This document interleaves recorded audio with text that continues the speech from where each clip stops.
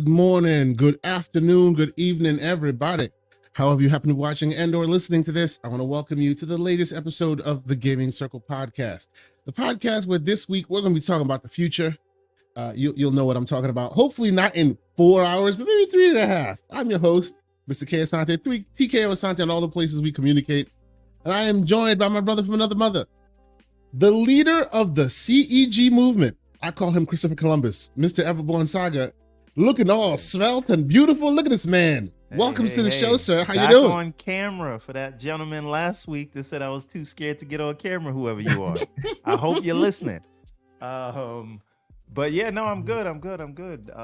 Feels good to be back, on camera. Got a lot of stuff going on. We got the renovation project, so I'm dealing with architects, and this is not gaming related, but I am actually the general contractor on the project, and so I have to find all the subcontractors like the electrician and the plumber and the HVAC guy and the carpenter and all those things, and plan it out, dealing with like sourcing materials and things. It's a whole thing. I've done projects like this, but this involved at this size is something different. But is going to save me a couple $10,000 if you do it, because when you go to a general contractor, they're going to mark all that stuff up for themselves. Like, of course, they're going to find an electrician and everybody, and then add their cut to it. So now I get to interview the different people that I want, show them the project, see how much they're going to charge me, what their credentials are, and kind of choose that way. So it's a very interesting time. But you'll ask me later, but I've also got some gaming in between all. Oh, fantastic. We're going to do that. Yes. And this week we are joined by a new champion. We appreciate him. He reached out to me in the DMs. I've been watching his stuff. I'm like, why the hell did I not know about this man beforehand? Amazing stuff. Lots of great conversations on his show. The host of the Vitamin G podcast. We got Pharaoh joining us for the first time. Good morning, sir. I hope I didn't wake you up too early for this. No, good morning. I usually wake up around 6, so I've been up for a minute. Okay. Appreciate you being here, man. You know what? Right off the top, so that folks can know who you are and what you do in this community. How about you give us a little bit of a screed on the show you do and how long you've done it? They have a longer list than we do. I don't even know why I have not been seeing him on the timeline. All right, so I'm Pharaoh, host of the Vitamin G podcast. As K. Asante has said, we do a show Mondays at 9 p.m. I actually didn't start off as the host of the show. The show was actually started by FC Violent. You guys may know him in the community. He decided to pursue his degree in computer science, and I ended up taking over the show once he moved over to Seattle and stuff like that. And we do a show every Monday. We talk about all things gaming. We have a very diverse panel that all has their own platform preference. So you get a lot of varying opinions. We got a PC guy, a Nintendo guy, 2 PlayStation guys, and 2 Xbox guys. So you get a lot of different perspectives on some of the key hot button topics that go on in the industry. I think that that's super important, because a lot of shows that you see are people that are kind of like clicked up, right? It'll be like, this is a PlayStation show where all we talk about is Xbox. That's another thing. Or this is like an Xbox show where everybody's patting each other on the back. And I don't think that that's super informative. It's more like a choir. So I think that when you have those people that also, hopefully who speak earnestly and respect each other, and they're coming from different corners, I think that is very helpful for audiences out there. Yeah, absolutely. It's like me and Kay came into this. He's like a PC snob, and I was like a console troglodyte, and so you had that differing opinions and the back and forth. You can calm down, man. I bet you I play more Xbox and PlayStation than you do, sir. Calm down. Could be true. Yeah. It's pretty much the PC guy. He's like, I get everything, so I don't care. The two bots and the ponies kind of go at it sometimes, and yep. The Nintendo guy's like, hey, I'm in Nintendo land. where every day is He's just like, yay, every day's sunny and wonderful. You know, Nintendo's taking my money. I don't care. It's fine. Cardboard, what's that? It's okay. Paris in the chat says no one listens to a Sonic podcast, which is exactly why we are starting one on TK's Asante's channel. That's going to be the third show. Actually, it's good you mentioned what we are starting, because you can actually, and this is me like giving you guys a little bit of housekeeping. You can watch this right now live on the gamingcircle.com. Yes, that's right, thegamingcircle.com. A small little website project that I started not too long ago, where in addition to where you have all of the Gaming Circle podcast feeds aggregated, you can check out what's going on right now live on that channel. You hit the blog section and you can check out a bunch of interesting articles written by myself and some of the members of the community. The latest being a very interesting article by the, I think it was for Still Wakes the Deep, which people are like loving, by the one and only Mr. Boomstick XL. He wrote a great article for us and we put it up. So come go check it out. I see you in there, Mr. MJ Dark. Even he wrote something. I think he wrote a 9 Souls review. You know, I've just been sending a message out to the community, asking people to, you know, contribute if you can. And if you want to contribute, you know where to find me, man. The DMs are open. Let's talk.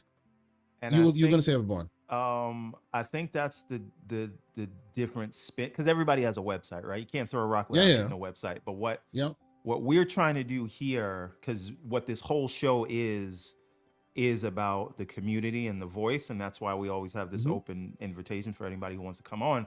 But we want to build a site around the community putting their opinions out there, right? Like, so if you have something you want to say, you want to put it in an article. I hear my voice is low. We'll fix this in a second. Much better. All right, you just press the mic. You good? Shout out to Lemon.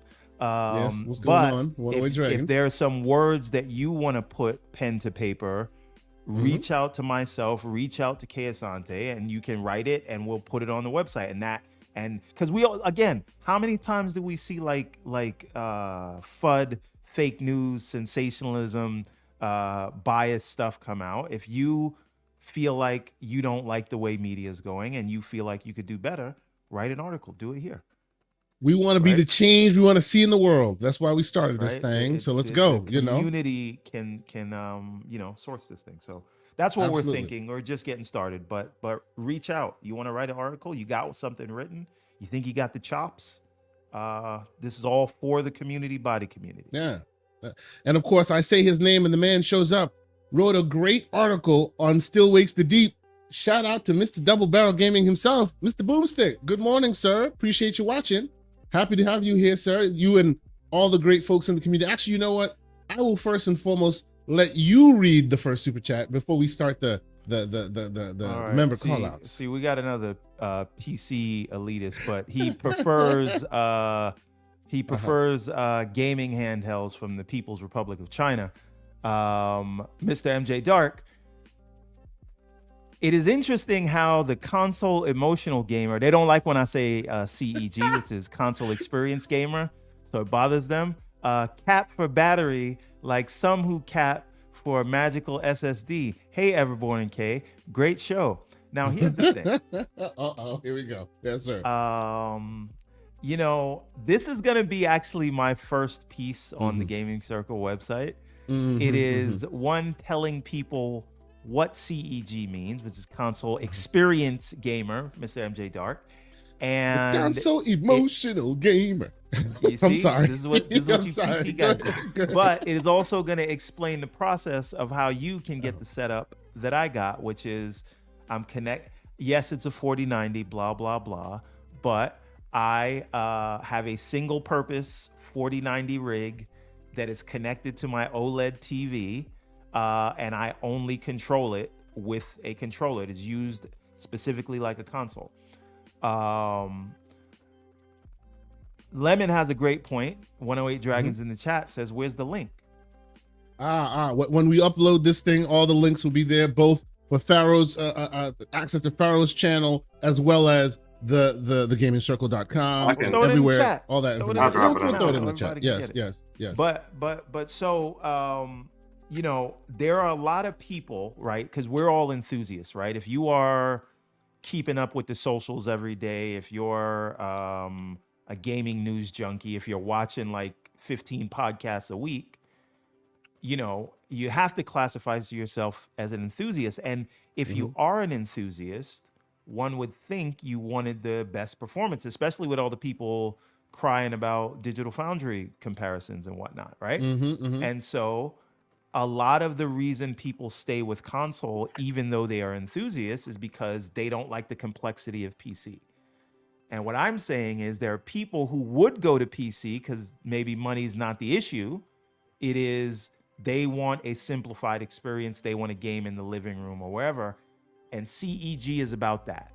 You want to get the best machine your dollar can buy, but you also want the simplicity of console. And I think you can get that, and that's what CEG is about. But it'll be more in the so art.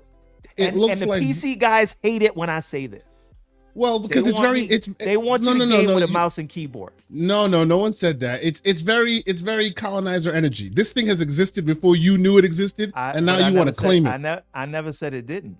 I said that there's a need for it. Boot in next season is continuing. Mr. MJ Dark with a $2 super chat. He says, so you cosplay your PC as a console, and oh, by the way, Mario's better than Sonic. You see where the insults come in? And here's the thing, right? That comment proves exactly what I'm saying, right? I never said anything like I'm starting this movement. I said I just want to show people it doesn't have to be as complex. If you want the console experience, you can have it, right? And what you guys say is, no, you're gaming on a PC, act like it, right? And all I'm saying is, okay, we're gonna get into this later. All we're saying is this has been before you joined it. So give it the respect it deserves. That's all. You guys are not giving it the respect. Don't try to change it, the name, and call it something else. No. By the way, Pharaoh, don't mind us. This is just how we argue every. No, you're fine. But this is not about colonizing anything or changing it or being the first over the hill or whatever, right? Yes. Console experience is something that has been around forever. This is why Play Night exists, because they want to give you the console experience on PC, right? So if I say console experience, why does it become a bad word when Everborn says it? Why does it become a bad word when because Everborn said it? But let's move forward. Yeah, exactly. That's why because Everborn said it. But you know what? While you're talking, how about you share with us some of the great folks in our community that we consider the members? You can become a member of this channel if you wish. Small fee every month. You help power our show. The pinky's in the air. Of course, the pinky's in the air. And I will let Everborn read that right now. All right, let's see where we're going to start from. Arodimus, Tenant Gaming, Fred Gurion, I don't know if I pronounced that right, but Ballantone, Xbox Expansion Path, Deadly Headley, The Gamepad Guru, That Blue Number, Derek Johnson, Big Poppy Senpai, Ozzy Fan 80, It's Timmy V2, Roshan Eppingberg, Zach Riley, L. Paul, Leonard Herrera, Chris Coleman, Zay429, JB1521, Risk It for the Biscuit, Sith Lord, Infinite Umbra, Isaac Hayes 85, Torino Johnson, Andy B. Drumming, Focus Active, King Webb, Drake Williams, XBX, Lord Chaos 78, Punty 050, Timper 21, The Black John, Guess Who 107, Dave Ramos, Basement Radio Arcade Brap, Slow-Mo Backslap, I'm getting ahead of it, JD Gamer, Neo Mental, Pixelbit G, Big Bad Mo, X John Wolf X, Hargeet Chani, J Mac, Graybeards of Gaming, MJ Dark. There's more people. He said there's more. DLJ Plays, Captain Chats, Adidas 20, Kingsley Justine, AJ Allen, Hong Aw, and that's it. Now we're back to A-Rod. Thank you so much, members. There might be a few more members since the last time we read this. Wait a minute, A-Rodimus just became a member. Shout out to that man. Yes, he updated his membership. We appreciate y'all so much for continuing to help us power the show. This is what gets me to LA. We're going to Germany. We're going to all these places. You really help defray some of those costs. We appreciate y'all. Thank you guys so much. And of course, the more if more of you guys sign up, maybe I can go to LA as well. Hey man, that'd be awesome. That'd be awesome. Before we get started with the show properly, let's catch up on a few more of these super chats because they are coming hot and heavy. You stirred the hornet's nest, sir, and the hornets are not coming out. Speaking of hornets, Mr. Slow-Mo Backslap this morning with a $5 super chat. He said, PC guys don't like you acting like you discovered something brand new. It's just brand new to you. Stop trying to reclassify things, Christopher. At no point did I ever say I discovered this thing. Don't get Columbus. mad because I demoed it and a lot of people liked what they saw, right? I've never once said this is a brand new fighting our chat, man. Well, Stop wait a minute. fighting our chat. No. I will fight slow-mo. But Mr. K. Asante, I was told on the timeline that you are the main developer behind Play Night. So if anything, and then when that happened, what did I do? I corrected the record immediately. But you call instead, you're grabbing the flag and putting CEG on the ground, even though that's already been there. I'm sorry. Let's keep it moving. We got okay. MJ Dark. He said emotional gamer theory proven with a $2 super chat. Now, what I want to ask is, right? If more people, as a result of what I'm trying to say, move over to PC, isn't that a net positive? Because there was something keeping them there before, keeping them away from PC. Look, it's not the branding that's going to change people's minds. It's the logistics of how you get there. But I didn't. By the way, you made up the damn branding. Console emotional gamer. No. You guys made that up. Console experience is nothing new, and everyone's been saying it since the Steam Deck came out. By the way, ladies and gentlemen, if you want to have more of these conversations, you want to talk more about the PC realm and how you get into it, either you're dipping your toe or you're buying a monster rig, come check us out. Myself, Mr. John Wolf. Monday nights, we do the Gamers Playground, where we talk about this. 7 p.m. We talk a little bit about, hey, what is your use case? Why do you want to jump in? Is it money related? Is it, do you want to get access to extra games you didn't have access to before? There'll be a bit more gaming, a bit more PC focused game talk today as well, because there's some in the news. But we're burying the lead, sir. There's a lot more about this specific topic that we're going to get into. So because you PC guys keep pushing the console guys away, and he keeps saying you PC guys, and he's got a $4,000 rig. Like, what are we talking about right now? You know what? How about you read Sycamore's chat, because his is on your side, sir. Go ahead. All right, Mr. Sycamore, friend of the show, Lord Everborn, preach. I am ashamed of my PC brethren. You yourselves who are trying to downplay the CEG movement, smoke them today, gloves all. This is what I'm talking about, man. Let's keep that up the whole show. You see, this tells you that everyone has a place in this here community, even those who cap for Lord Everborn. I'm a fan of the CEG movement. I love it. Okay, there you go. Let's go. There you go. Enjoy it. See, we don't mind it. We just want you to give it the fair respect it deserves, which is big picture mode, which has been there before you even knew big picture mode existed. But okay, it's cool. It's cool. You want to call it whatever you do. It's like us Native Americans. We sitting here going, yo, man, we've been here for ages. You can call us Americans if you want. Fine. We've been here. But anyway. Only difficulty is convincing the wife to put a PC next to the. You see, and that part that in the article. That part is where Everborn should spend his time, but instead he wants to change the name of the movement. He should spend his time trying to tell people how to convince the wife to put a rig in the living room. That part is useful. It will all be in the article. Okay, very good. We have a few more super chats, and then we'll get started properly. Of course, MJ Dark, this morning, he's on fire. His keyboards are smoking. $2 super chat. He says, just like Sega tried to cosplay Sonic as Mario. Bro, you're hitting below the belt. Calm down, sir. And then Hollywood Rules, $5 super chat. He says, good morning, fellow graybeards. Listening to you two like smack talk is all family at the cookout. Sending love. Sega, you got Saga. I'm sorry.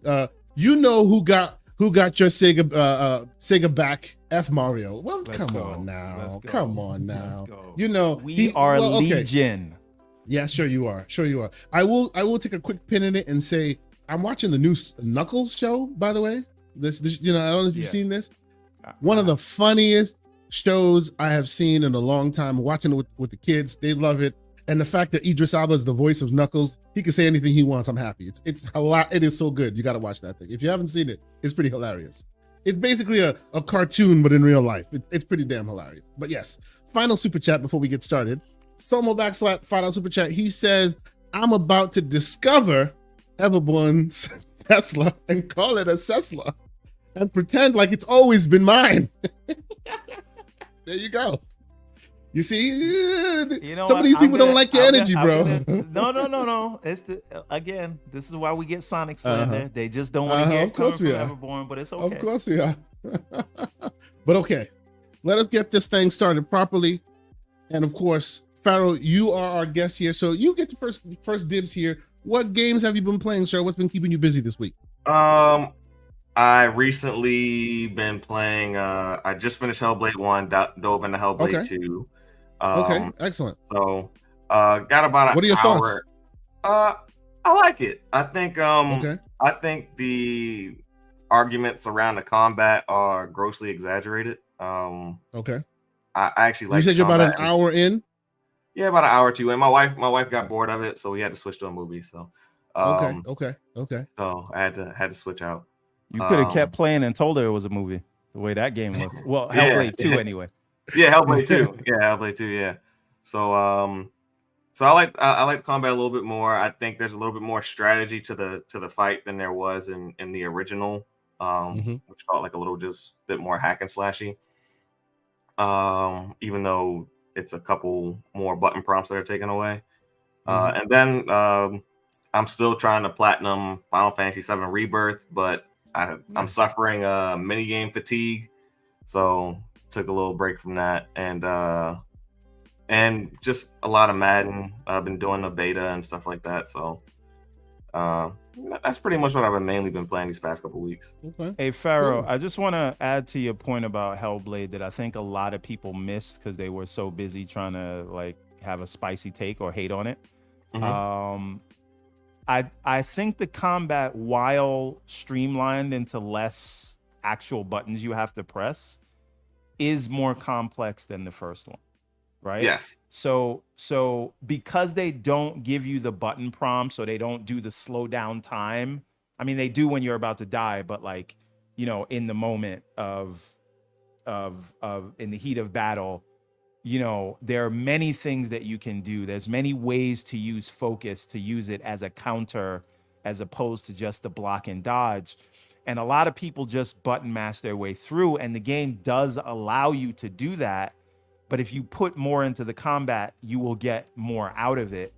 And I just think that people were so used to, the sort of, this is punch, this is kick, this is dodge.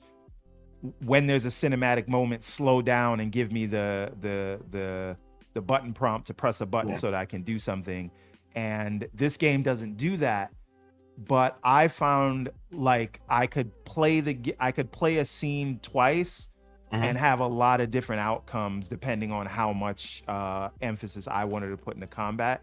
And I do think the way that this and again, it is one person fighting you at a time, but if you had a more grounded take, you can't really fight more than one person at a time, unless you're doing like something that's super gamey, which requires like crowd control stuff. But again, like this goes for more. I know that you're dealing with giants, but as you get through it, you'll see something.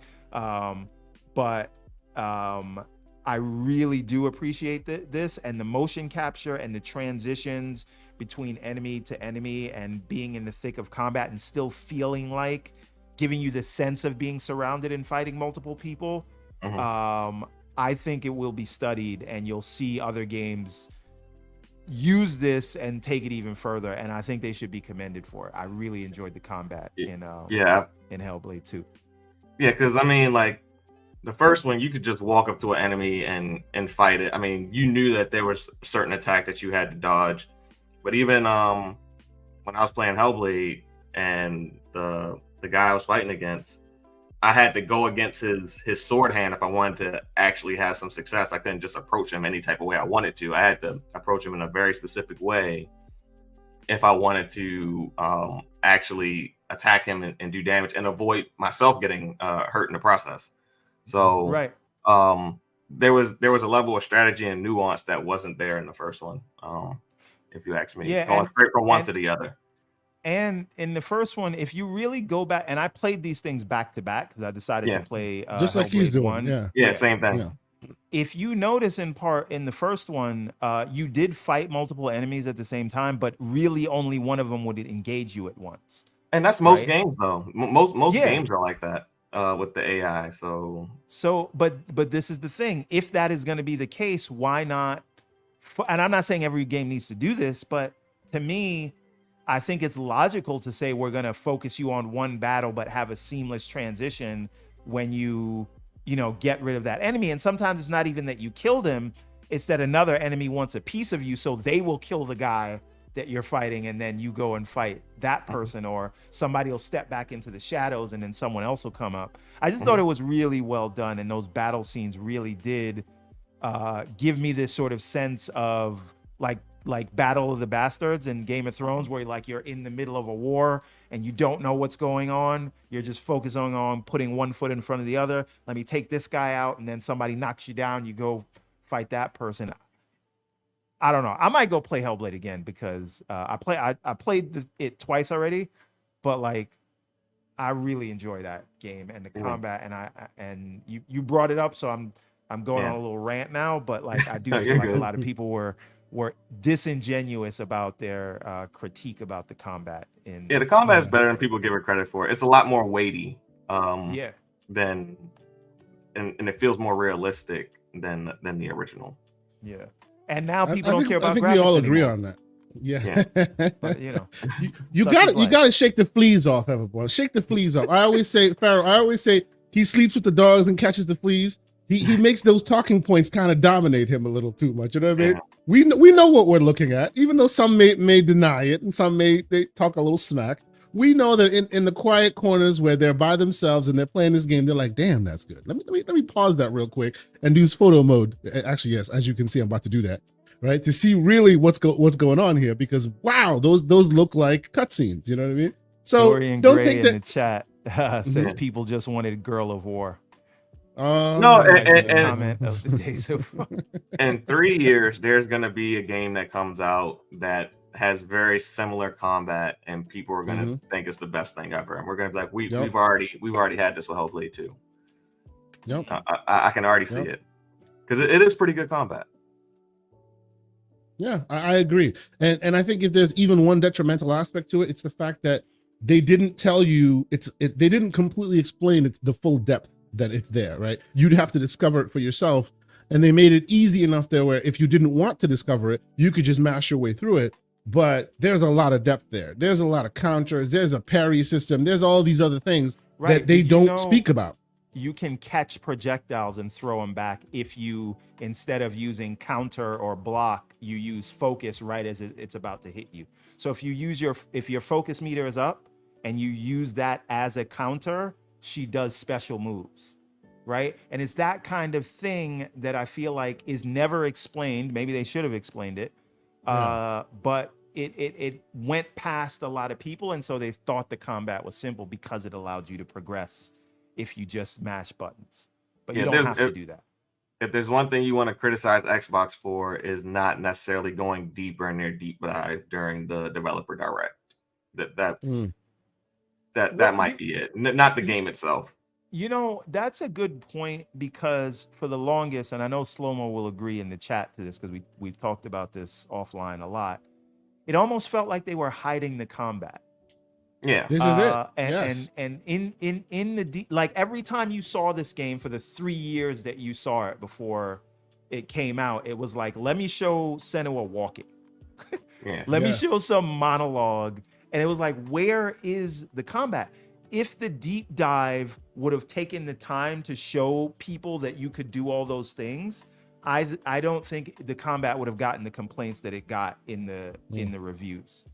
Yeah, I agree. So yes, anything else you playing, sir, or that's been keeping you busy this week? Mainly those 2 RPGs and a couple live service games. That's about it. Excellent.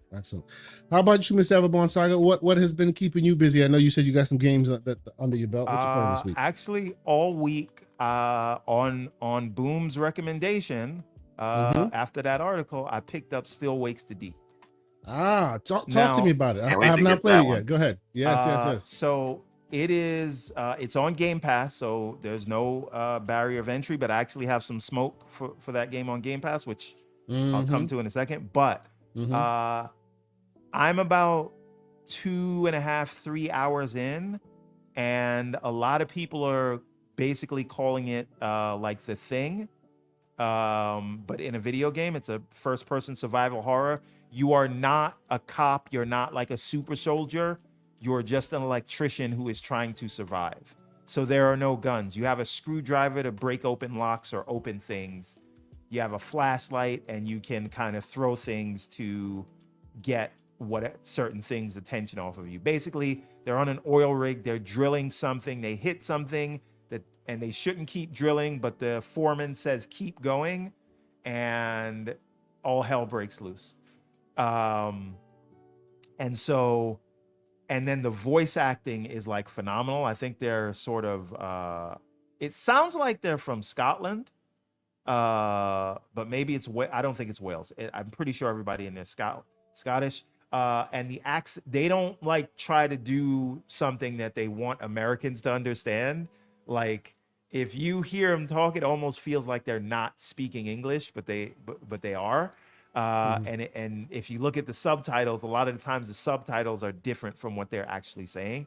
But it's a really, really interesting game. And like, I'd watch this if you just told me it was a movie, but it's not like a walking sim at all. Like, you have to do stuff, you have to get away. It is really hardcore survival horror, and I'm digging it. And all the voice acting performances are top notch, like to the point where this could have been in a movie. You know, when you talk to an NPC in a game and you're like, this is clearly somebody, this is one of the developers that's just phoning it in, right? These are all like, it feels like trained actors that are doing this stuff. It's really well done. And so the other thing is, even though this is available on Game Pass, I ended up buying this on Steam, and it was only like $31 because the opening week it had 10% off, and I think it's even less now. You can get it for $27. We're going to talk about that in a minute too. Continue. Yes. The pricing. Okay, because we'll talk about pricing, but pricing, I wanted to support the developer, sure, and usually I'll do that. Something will be in Game Pass, but I'll buy it because I want to support the dev anyway. I don't do this for big publishers, right? If I'm playing your game, I've supported you. But if it's an indie dev, a lot of the times, like I did it with Death Door, I did it with Shredder's Revenge, I did it I usually do that with small games, but that's besides the point. What I'm getting at is, yes, Zao as well.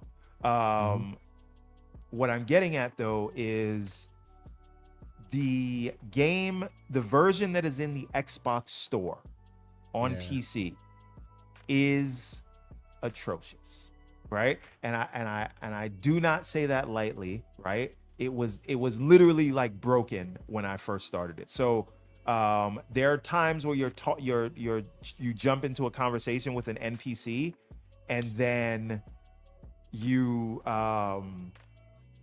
after you get out of the conversation, the right analog stick will no longer work, but you can walk forward and back, but you can't look up and down or anything like that, right? Yep. And you got to restart the game just to get it to work. And then there's another instance where you can pause the game, but once it's paused, no controls work except for pressing the start button to get out of the pause menu. You can't select anything, meaning you can't quit. So I had to quit from the taskbar. And it was weird things like that. And then the Xbox version. I'm not saying the console version, the Xbox PC app version for Game Pass. It does not have options for DLSS or FSR3 or any of the upscaling stuff. It's like there's an older build. Let me interject. That you get in Game Let Pass. me interject, and this is not me. This is not me like giving it short shrift. But let me explain why that is. They have tied and that's Xbox's fault, Microsoft's fault. They have tied the store to the console store. So console the same hurdles, Windows Store to console store. Okay. So those games, even though it's different builds, the same hurdles you need to do to get a qualified version of console game out, you have to go through those same hurdles to put it on the Windows Store. So while I will tell you that when that game first dropped, it was buggy everywhere. But on Steam, quick patch, you won't even notice, right? The first time you play it, maybe patch 1.5. On the Xbox Store or the PC Windows Store, you have to go through certification every time you release a patch. So that happened with Power World as well.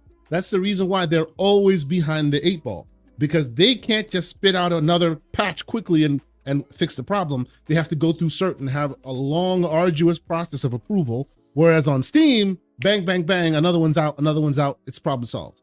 This is what's happening, but continue. Right. So I have had 0 issues with the Steam version. So for me, with all the headaches I was having from the Xbox app version, like I think it's $30 well spent to not deal with those issues and play a game that is really fun. One thing I will say about the Steam version though, there is no cloud save. So I can't pick it up on the Steam Deck and go, which is rare for a new game. Which we can help you with that. Like even in those instances, there are a few games that don't have cloud saves properly. You can kind of make it have cloud saves. It just requires some effort. It doesn't fit into the CEG framework, but it can still be done. I'm just saying it can be done. So if you really care, we'll talk about that. Yeah, we will. Slow-mo in the chat says, so CEG didn't help. Actually, CEG did help because big picture mode is what makes CEG possible, not the Xbox app. So whenever I want the CEG experience, I got to use the big picture mode because there is no big picture mode for Xbox app because it is dog water at the moment anyway. I'm sure it will get better and they're working on it. Let's hope. Yes. When I use Xbox Game Pass games, I got to pull out the little mouse and keyboard to go and select that. It's a whole non-CEG process. They do have the controller support now fully integrated, don't they? So here's the problem. It's not fully integrated yet because when you let Steam, when you put the drivers on your PC to control the guide button, it takes over this. And so even when you get out of it, like you gotta wait. Sometimes it doesn't even start. So basically, you get the console experience if you stay in big picture mode. The moment you get out of that, all hell breaks loose. Yeah. So I honestly think that is Valve's like little secret sauce. They're like, screw them if they leave our ecosystem. I think they've been doing a little bit of that. Sabotage the Xbox controls. Yes, they do. Yes, they do. They do. I say this is why I really want Xbox to have their own big picture mode, just so that whole process is more seamless. Because right now, for me to have the experience that I want, meaning just TV connected, no mouse and keyboard, I gotta stay in Steam, which means I've been buying a lot of Game Pass games in Steam just to get the experience, which is. And now you understand why. Now you understand why they haven't released the Steam Deck full experience on Windows. They find it's more advantageous to keep you on the dole and make you live in their world because you're buying their games. So A. Rodimus says the PC experience seems great. It is great if you stay in Steam. It's just. It's not great for Game Pass. And by the way, I think that the version of Still Wakes the Deep has gotten better on the Windows Store. But again, it lags behind. Days, because I'm talking about like from Monday. In recent days, days, they have had some updates. But it always too late. I already spent the money. Exactly. by the nature of the process that Steam and Windows has, right? It will always lag behind Steam because Steam just lets you update and iterate whenever you want, versus the Windows side that requires. That is the cautionary tale that has come from like games like Cyberpunk, because when they release terribly broken games, they are shot to hell, and people just like use that as fodder. So now they make sure every single game that comes out is very well honed, but that means it's delayed, slower than yours, slower than any other store, and there's a problem there as well. No, I get you. Yeah, So okay, keep going, man. Keep going. You said you had that one. No. I mean, I've been playing that, and I've been playing, which I highly recommend, Indica. If you have not checked that, Oh game yes. out, You were talking about that last week. Yep. definitely check that out. But again, the moral of this story is Steel Wakes the Deep is great. It is absolutely worth the $30 you'll pay for it, even if you don't have Game Pass. You know what? I'm gonna give away a copy of that next week. Oh, look at that. That's beautiful. No, because people need to play that game. It is top marks. Anyway, but we're gonna move on, but I really think it is imperative that there is a big picture mode for the. First of all, throw out the whole Xbox app that you have right now. Just put it in the bushes. Make a new Xbox app and make sure it has a big picture mode.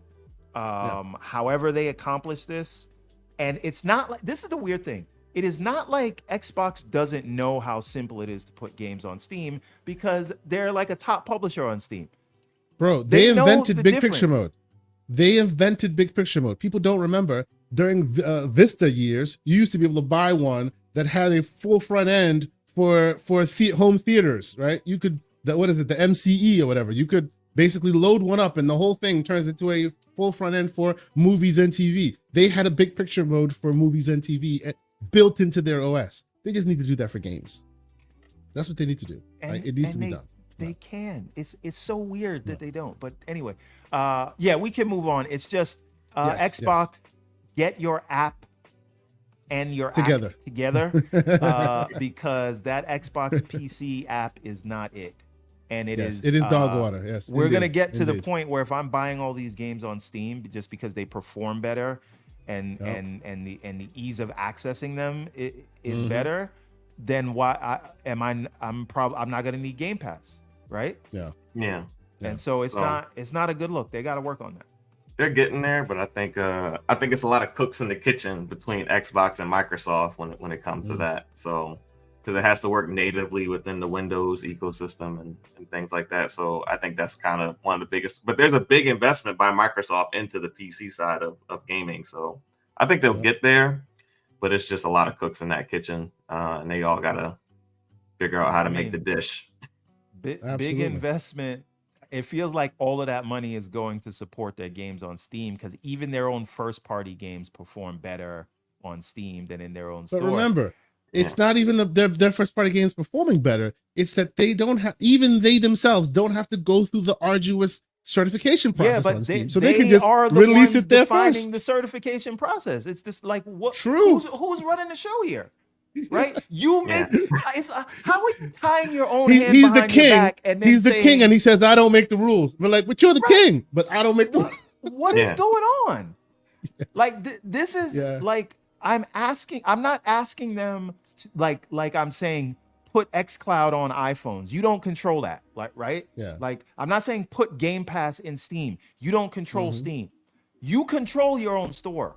You can make the process easier. See, they can't pivot quickly, because if they do that, then it breaks potentially the console side of it. So they have to disassociate it. Slow-mo in the chat. How many years has the Xbox PC app been? Oh, it's been dog water forever. It's been dog water forever and a day. It used to be crap by itself, and then when they tied it to the console, it was crap because it was tied to the console. What I'm saying been crap for a long time. As a console troglodyte, as an Xbox stan, they are pushing me over to Steam as a customer. True. Yeah, more and more every day, right? Yep. And this Slow-mo says since the beginning of existence. Right. No. And I am someone who is in the bag, right? Who like I'm, bleed green, whatever. I got the Xbox jacket. Right? He paid for his. Look at this. Damn. And even me, if I'm being pushed over to Steam to buy these games, like at a certain point, why am I even in the other ecosystem? Everything comes to Steam. So they really got to get on top of this, because if you lose me, you already lost Tim Dog. If you lose me, right? Leave Tim out of this, man. Tim ain't got nothing to do with this. Saying, I am a canary in the coal mine. I hear you. That's all I'm saying. They should fix it, and I know they're working on it, so I'm not like coming at them because they know that they got to fix it. Phil said that they got to fix it. I'm just saying, give us a beta or something. But anyway. Oh, here we go. We will move on, but of course, as I suspected, because sometimes when I put these shows together, I'm like, I'm thinking about what we're going to talk about. I'm like, I bet you this one will call Paris. Paris will be like, send me a link. And of course, without fail, he's like, send me a link. Sir, we will send you a link post haste. You can choose to join or not join as you see fit. But I think it is. And you better not be coming to defend the Xbox app on PC, because I'm ready for war on that one. Oh, here we go. See, even I, who have been a part of that ecosystem forever and a day, I got no smoke. I just got to be quiet and let it all be said, because you're not saying anything wrong. You're not saying anything wrong there.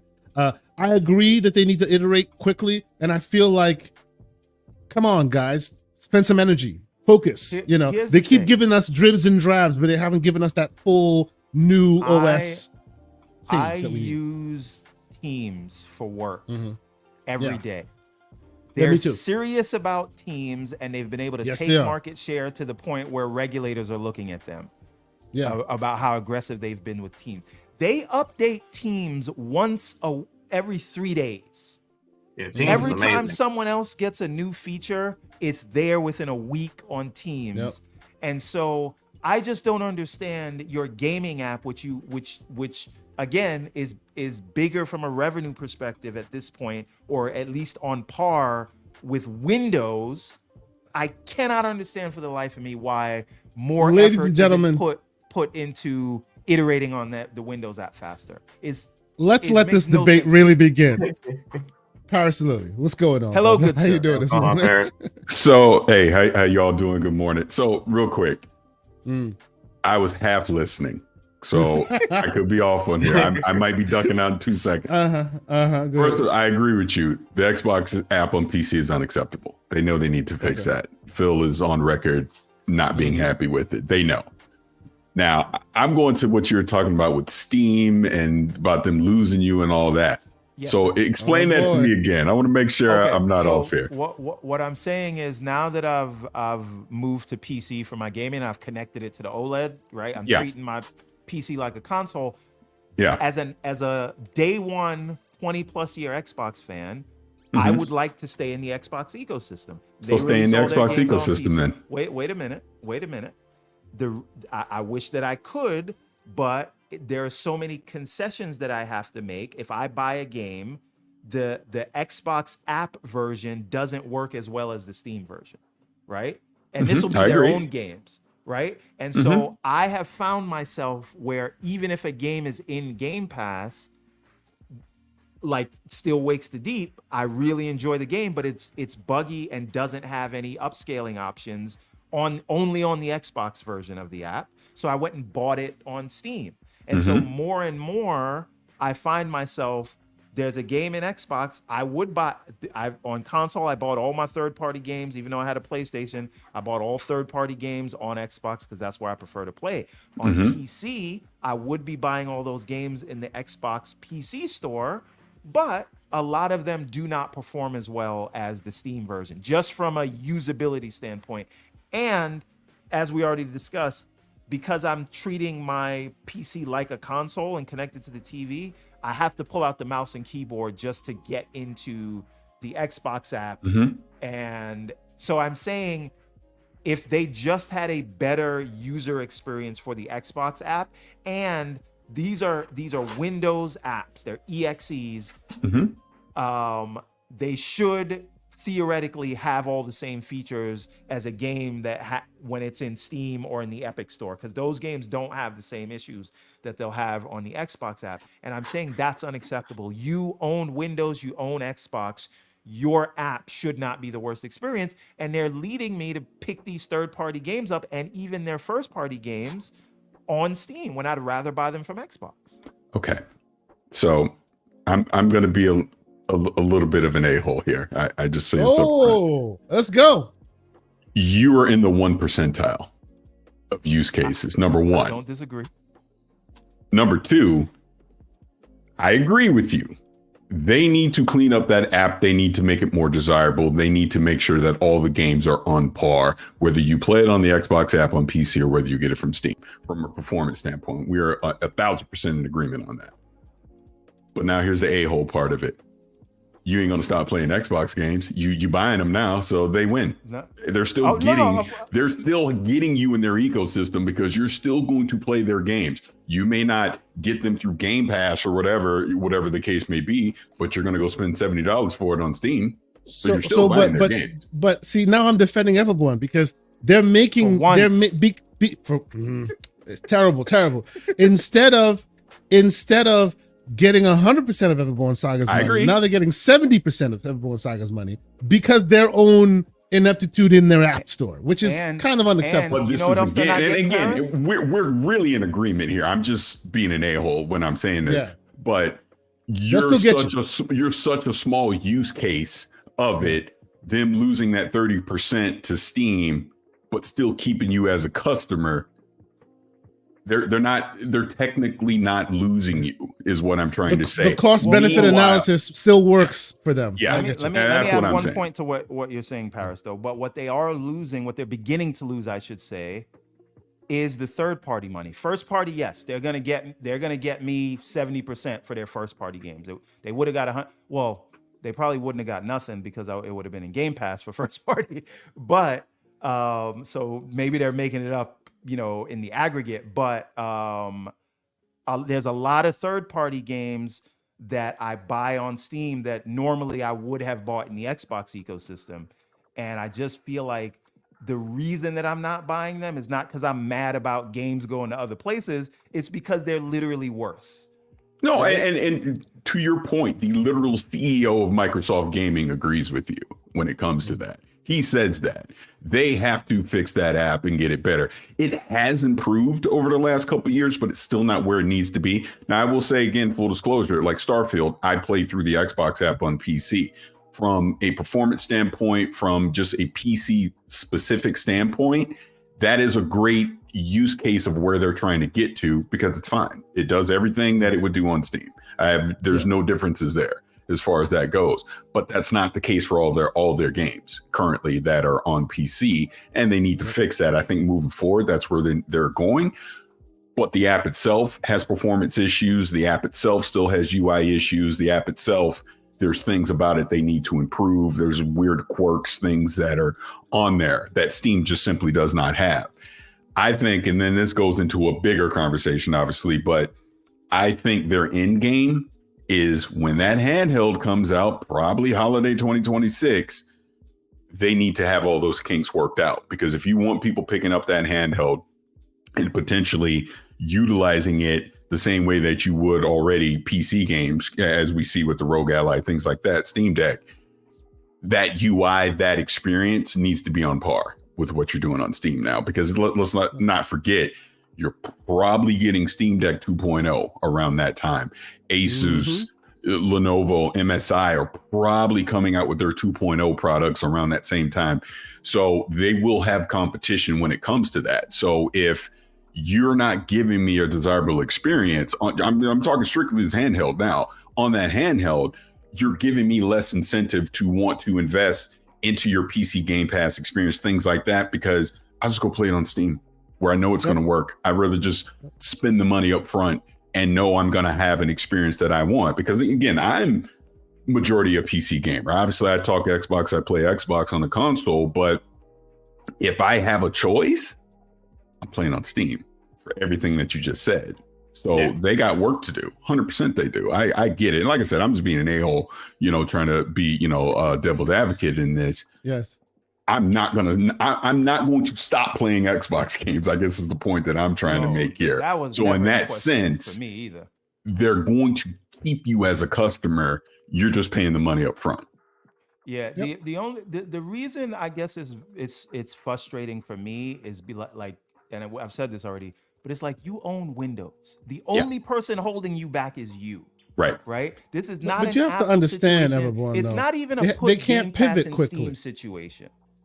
How many years did they need? How many years ago did Phil say they need to fix that? Because I'm counting 4 years ago that he said he needed to fix that. But you know as well as I do, that they have a lot of tentacled beasts. The one connects to the other. If they pivot the app store that you want to something completely different, it'll have an adverse effect on the console store, where certification is very, very important, right? They've tied them all together in a crazy knot. And the problem that what they're trying to do, which, well, from what I see anyway, it's not even changing the app store. I bet right now in a lab somewhere, they have a beta version of this new app store that is perfect, that works.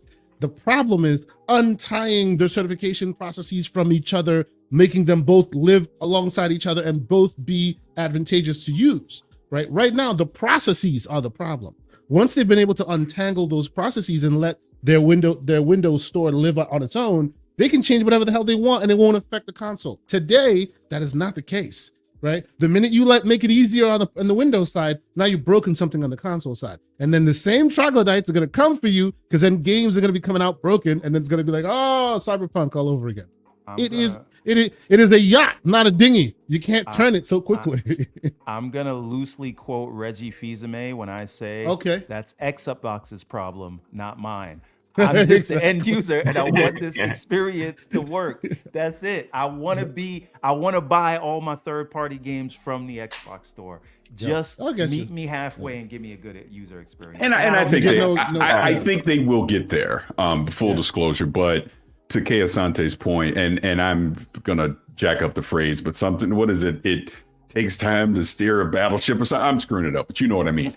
The bigger the org, the longer it takes to get to the actual solution, because there's so many variables along the way. That's why I'm thinking more holiday 2026. And I know that's not necessarily going to be an acceptable answer for most people, but I think they understand the urgency of, if, again, this is all rumor, we don't know if this is true, but assuming they're going to kick off their next generation of gaming in holiday 2026, you got to have all your ducks in a row. Day one. You can't go into the next generation and we're still talking about the same problems. One thing that I want, I hear you, make it holiday 2025, make it even better holiday 2026. I won't complain about that. The only piece of the puzzle that I will interject and just put into the universe in hopes that it will come true, beta test. Obviously, we know they're going to separate the software from that hardware. It's going to be available on your Asus device. It's going to be available.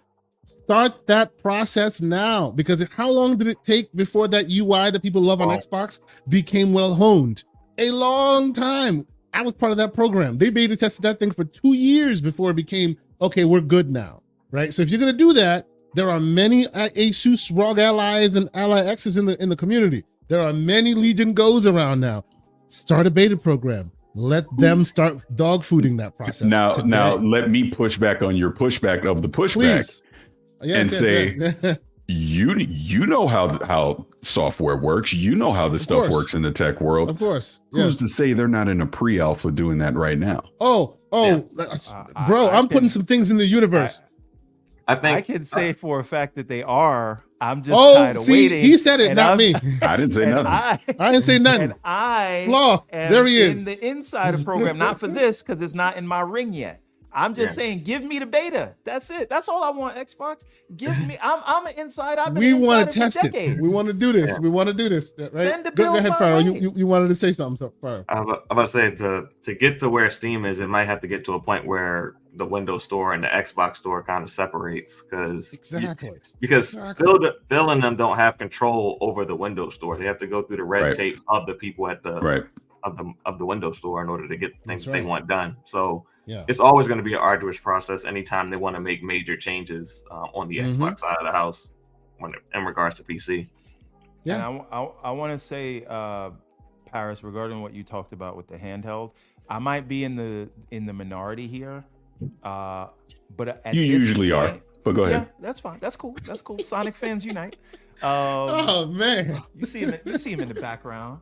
You see Sonic back there, the blue blur. Oh my God! But at this point, I I don't even know if I need handheld hardware from Xbox so much as I need that software layer. Right? This is what I'm talking about. Yeah, That's why I said this. I agree.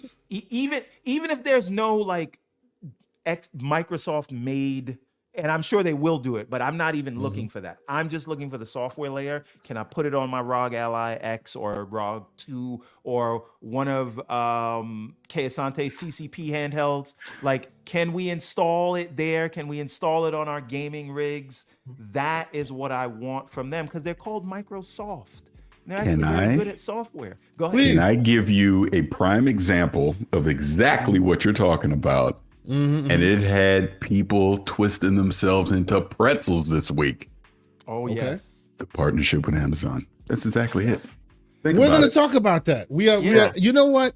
We were talking. Can you games. fast track it Let's since I'm move here? on. Because I Let have us some move words. on. We're going to talk about that. But yes, go ahead. Expound on that a little bit. Well, again, they came out this week and they made a partnership with Amazon to essentially put cloud gaming on select Fire Sticks on Fire TV. And the irony of all that was the day before, Jez and some other people put out the Keystone news on it being canceled, and we saw the specs. You can go look it up right now. I literally tweeted to Jez saying you needed to be an entertainment box first and a cloud gaming solution second, something similar to the Apple TV or the Fire Stick. I literally said that. And then what happened? The next day they announced that. And it makes sense. And Paris, there is literally no reason for a Keystone if xCloud can be on now a y'all Fire are Stick burying or an the Apple lead TV. for me. Now you're burying the lead on me here. Now you're burying the lead. Really think about it. No. Really think about this. Why would anyone need or want a Keystone if you could get it on the I don't use Fire Stick, so I want it to get on the Apple TV, but Apple is Apple. Right? Oh, hell but no. if you can get this thing happening on a Fire Stick and have all the apps that come on a Fire Stick, soon. Yeah. I mean, maybe Margaret Vestager from the EU will force him to do it, but it would have to take that for that to happen. That's right. But seriously, like you can now basically have a Keystone with all the other Netflix and the HBO Max and Disney Plus and all that, as well as xCloud from a USB stick that you can plug to the back of your TV. It's genius. But here's the funny thing about this, and this is why the uproar this week I just found so silly and ridiculous. They've been telling you this for about 4 years, by the way. Yep. And did we forget that they had partnered with Samsung doing the same exact thing 2 years ago? It's the same thing. And in my other question words, is, what happened to LG? They promised with LG, and then it never materialized. That brings up the next point. I don't think they're done. I'd be shocked if we don't see an LG partnership, a TCL partnership, a Roku partnership. In other words, the hardware already exists from manufacturers. Get your software onto their devices that are already in people's homes. In other words, I'm not telling you to buy new stuff. Use what you got.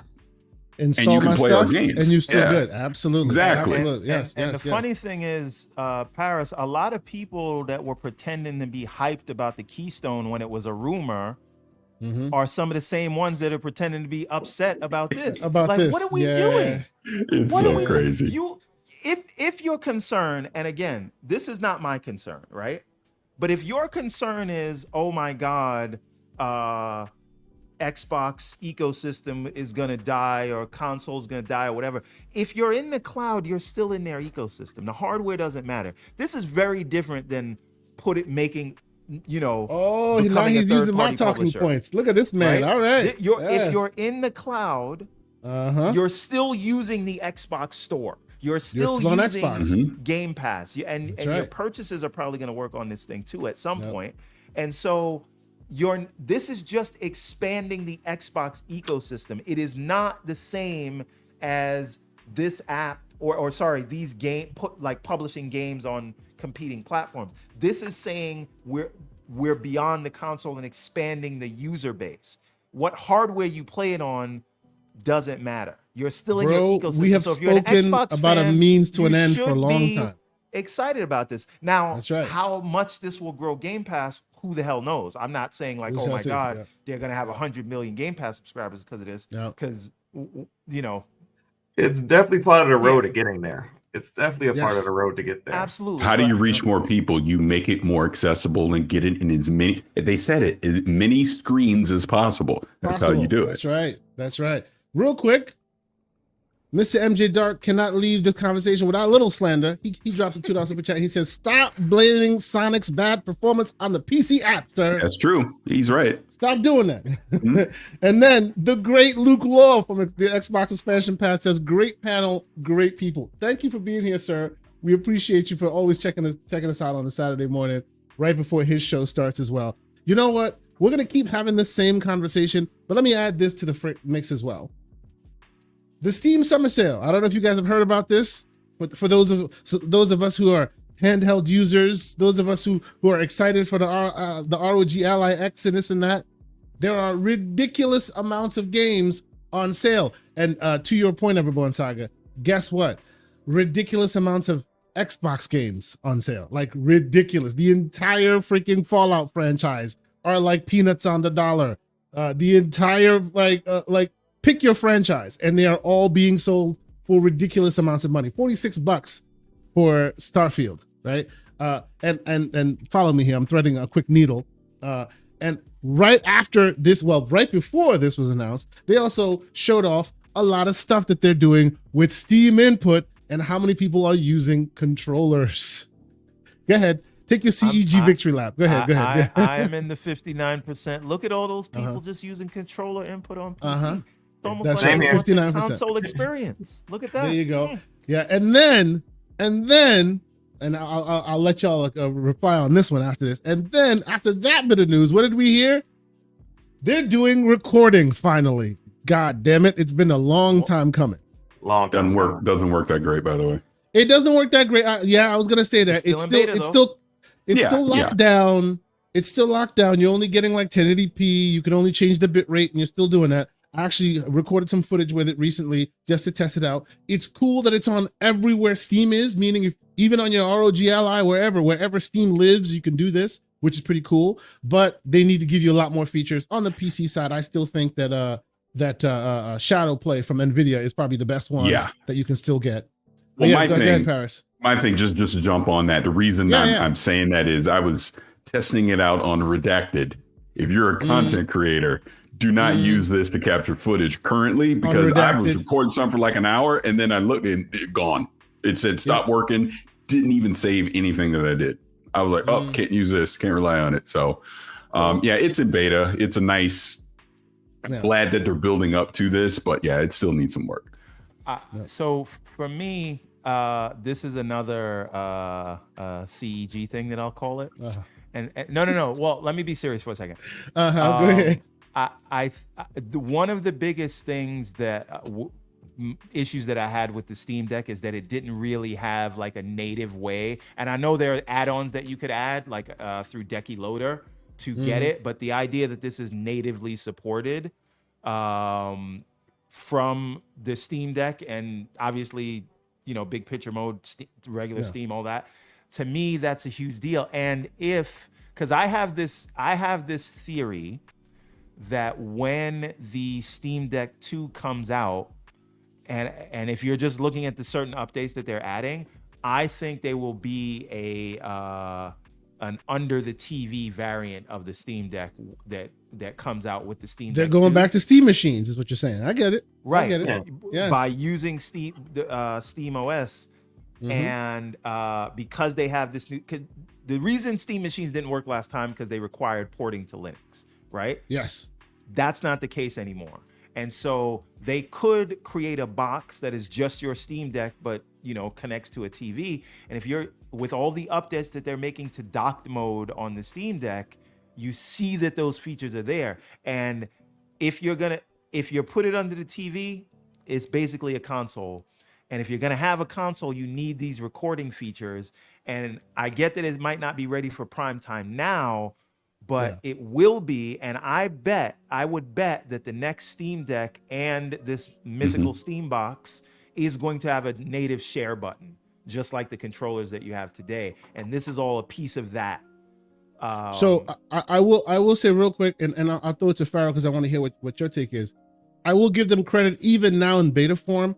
Unlike most, this overhead on this thing is so minimal. So minimal. It does not raise or lower your performance any. I was checking memory settings.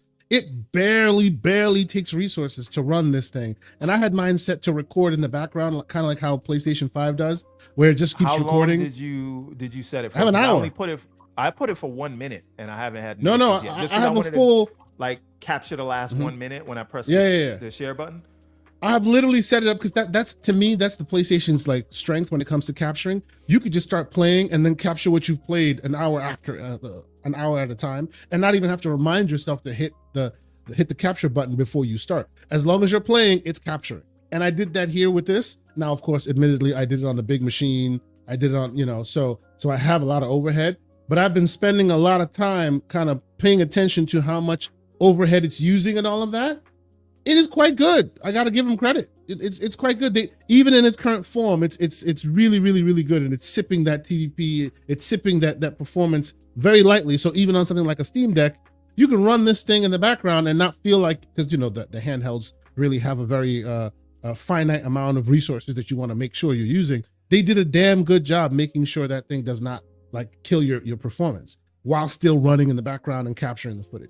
Real quick, shout out to Paris Lily. He had to jump out real quick. Appreciate you coming here, dropping your bars. Always appreciate you on a Saturday morning. A little slander in the chat. Always appreciate it, sir. Thank you so much for being here. Pharaoh, I know you're mainly a console gamer, if I'm not mistaken. I dabble in PC. I got my got a little rig set up.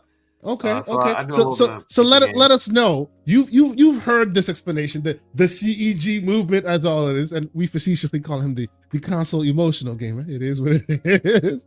Yeah. What do you think, sir? With these moves all happening left and right, do you see a world where the gap is being bridged between console and PC, and is Steam coming for them? Are they coming for that living room? It seems that way, no? Are they coming for I'm not 100% sure if they're coming for the living room, but I do think with everything that we're seeing going on in the industry and people understanding like how many more games, how literally almost everything, can't say almost everything comes to Steam.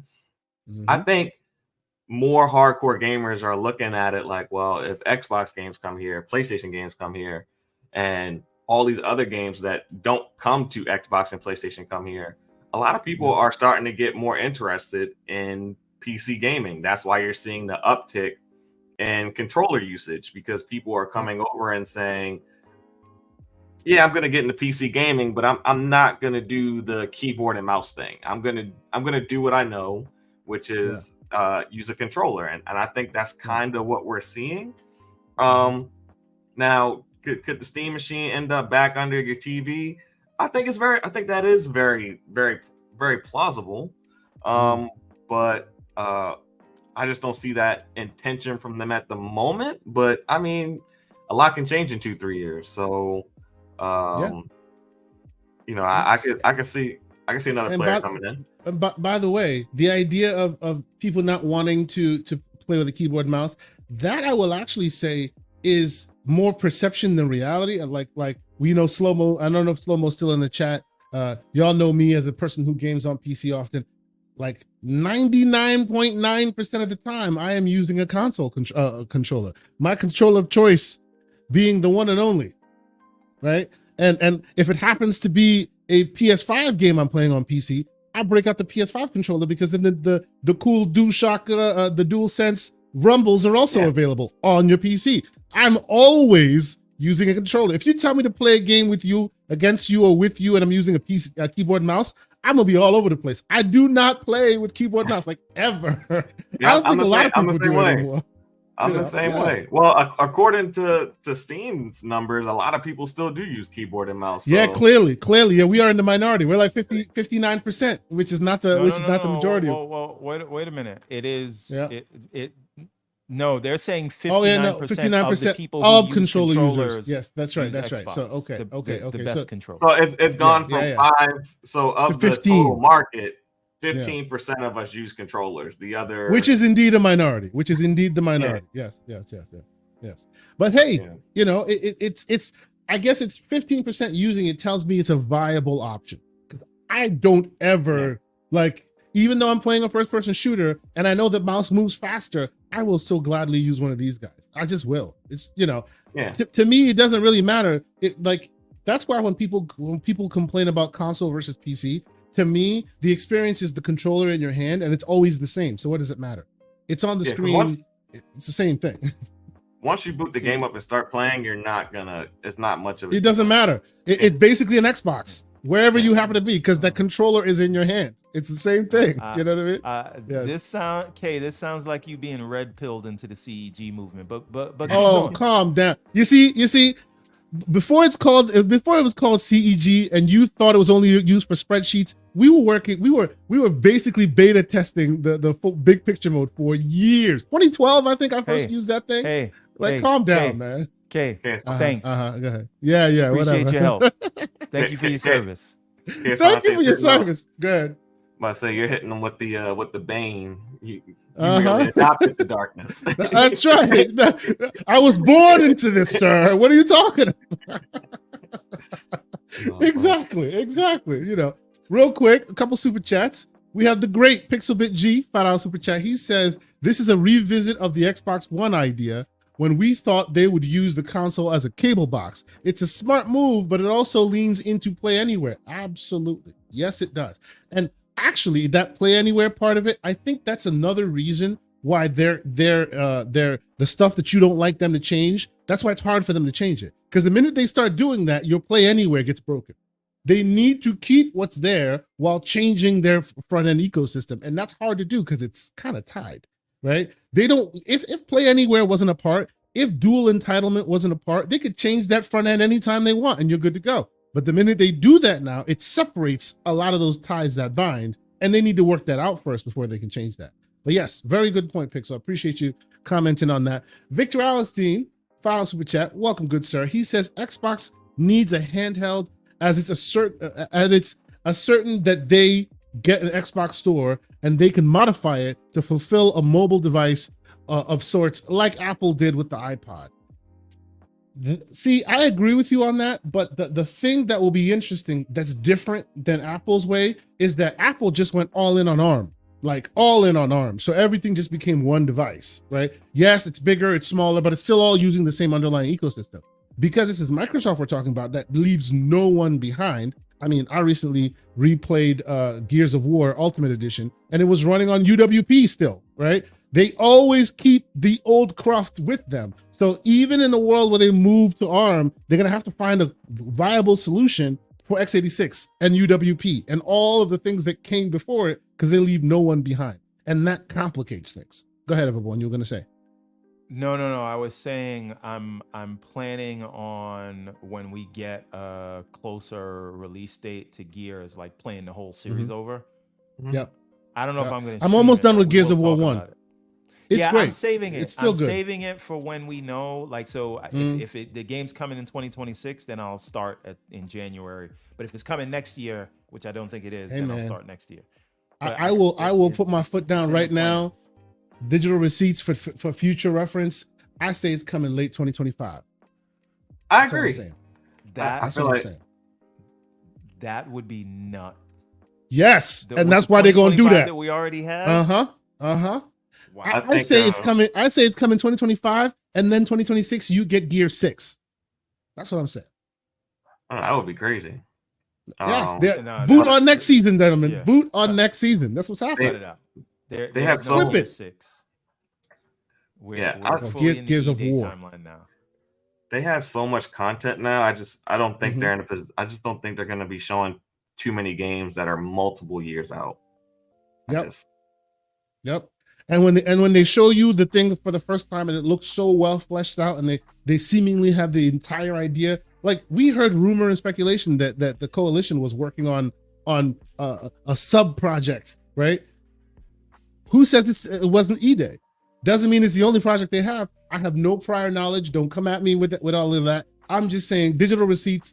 This timeline, when it happens, I told y'all that. That's what happened. One of the people from the coalition said explicitly that Gears E-Day is the next mainline Gears. It's a mainline Gears war game.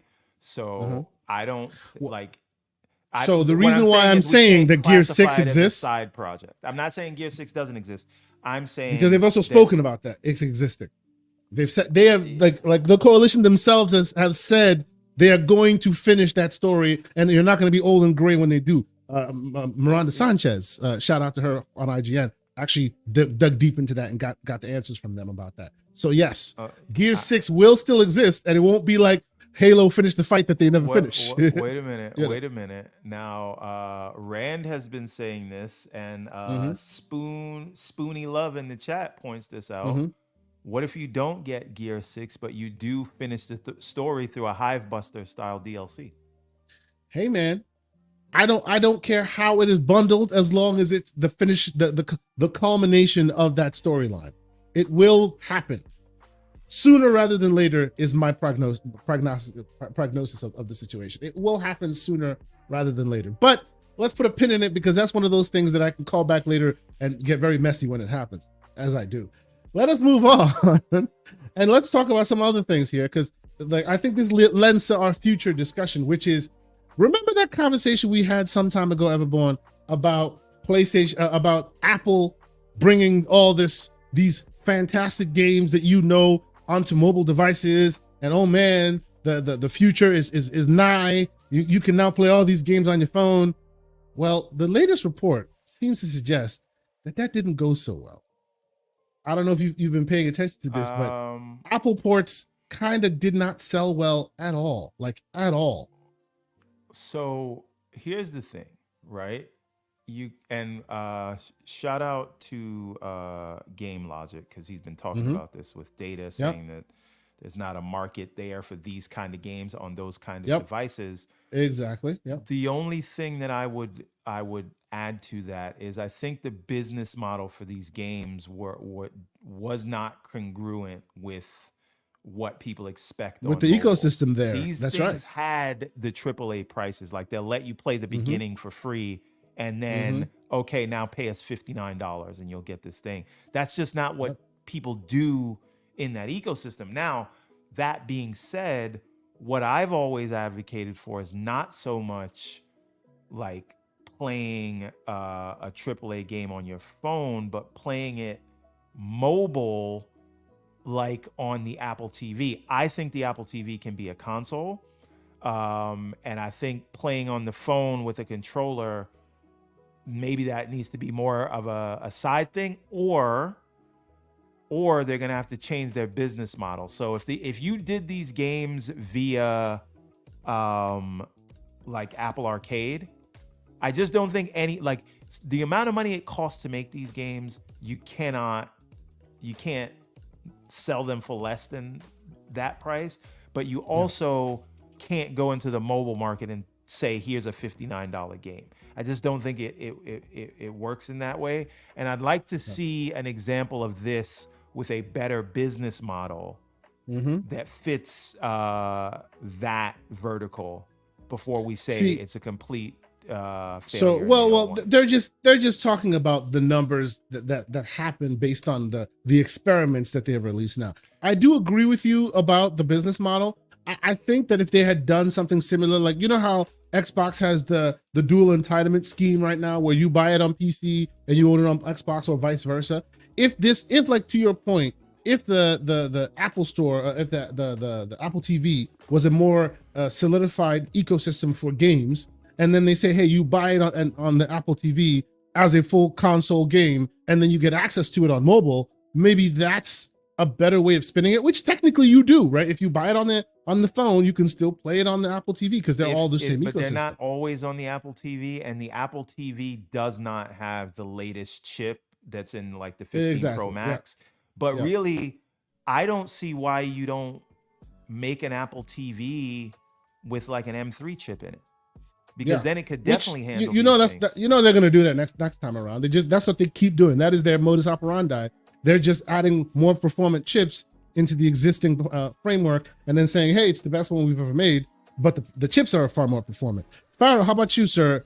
Do you play on mobile? Is this an enticing move for you, or are you like me thinking they're just trying to put their peanut butter into somebody's jelly, and it may not work necessarily that well? Pharaoh, can I say one more thing that I had in my notes for this? Sorry about that. I think what this article doesn't tell us Mm-hmm. is, and I know you guys are going to make fun of me for this, but I'm actually being very genuine here. Okay. How did Sonic Dream Team do?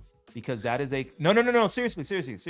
It is a controller first game, right? But so are these, though. I understand, but it was included in the subscription, right? Okay. And it is a console level game, not like a PS5, but it is like a Switch level game, right? And it plays in the same way. It doesn't play like the typical mobile game that you'll get where it's like a slot machine. So if I would like to see the numbers that Sonic Dream Team did, because it is the traditional sort of style of gameplay, even though it doesn't have like the level of graphics that Resident Evil has.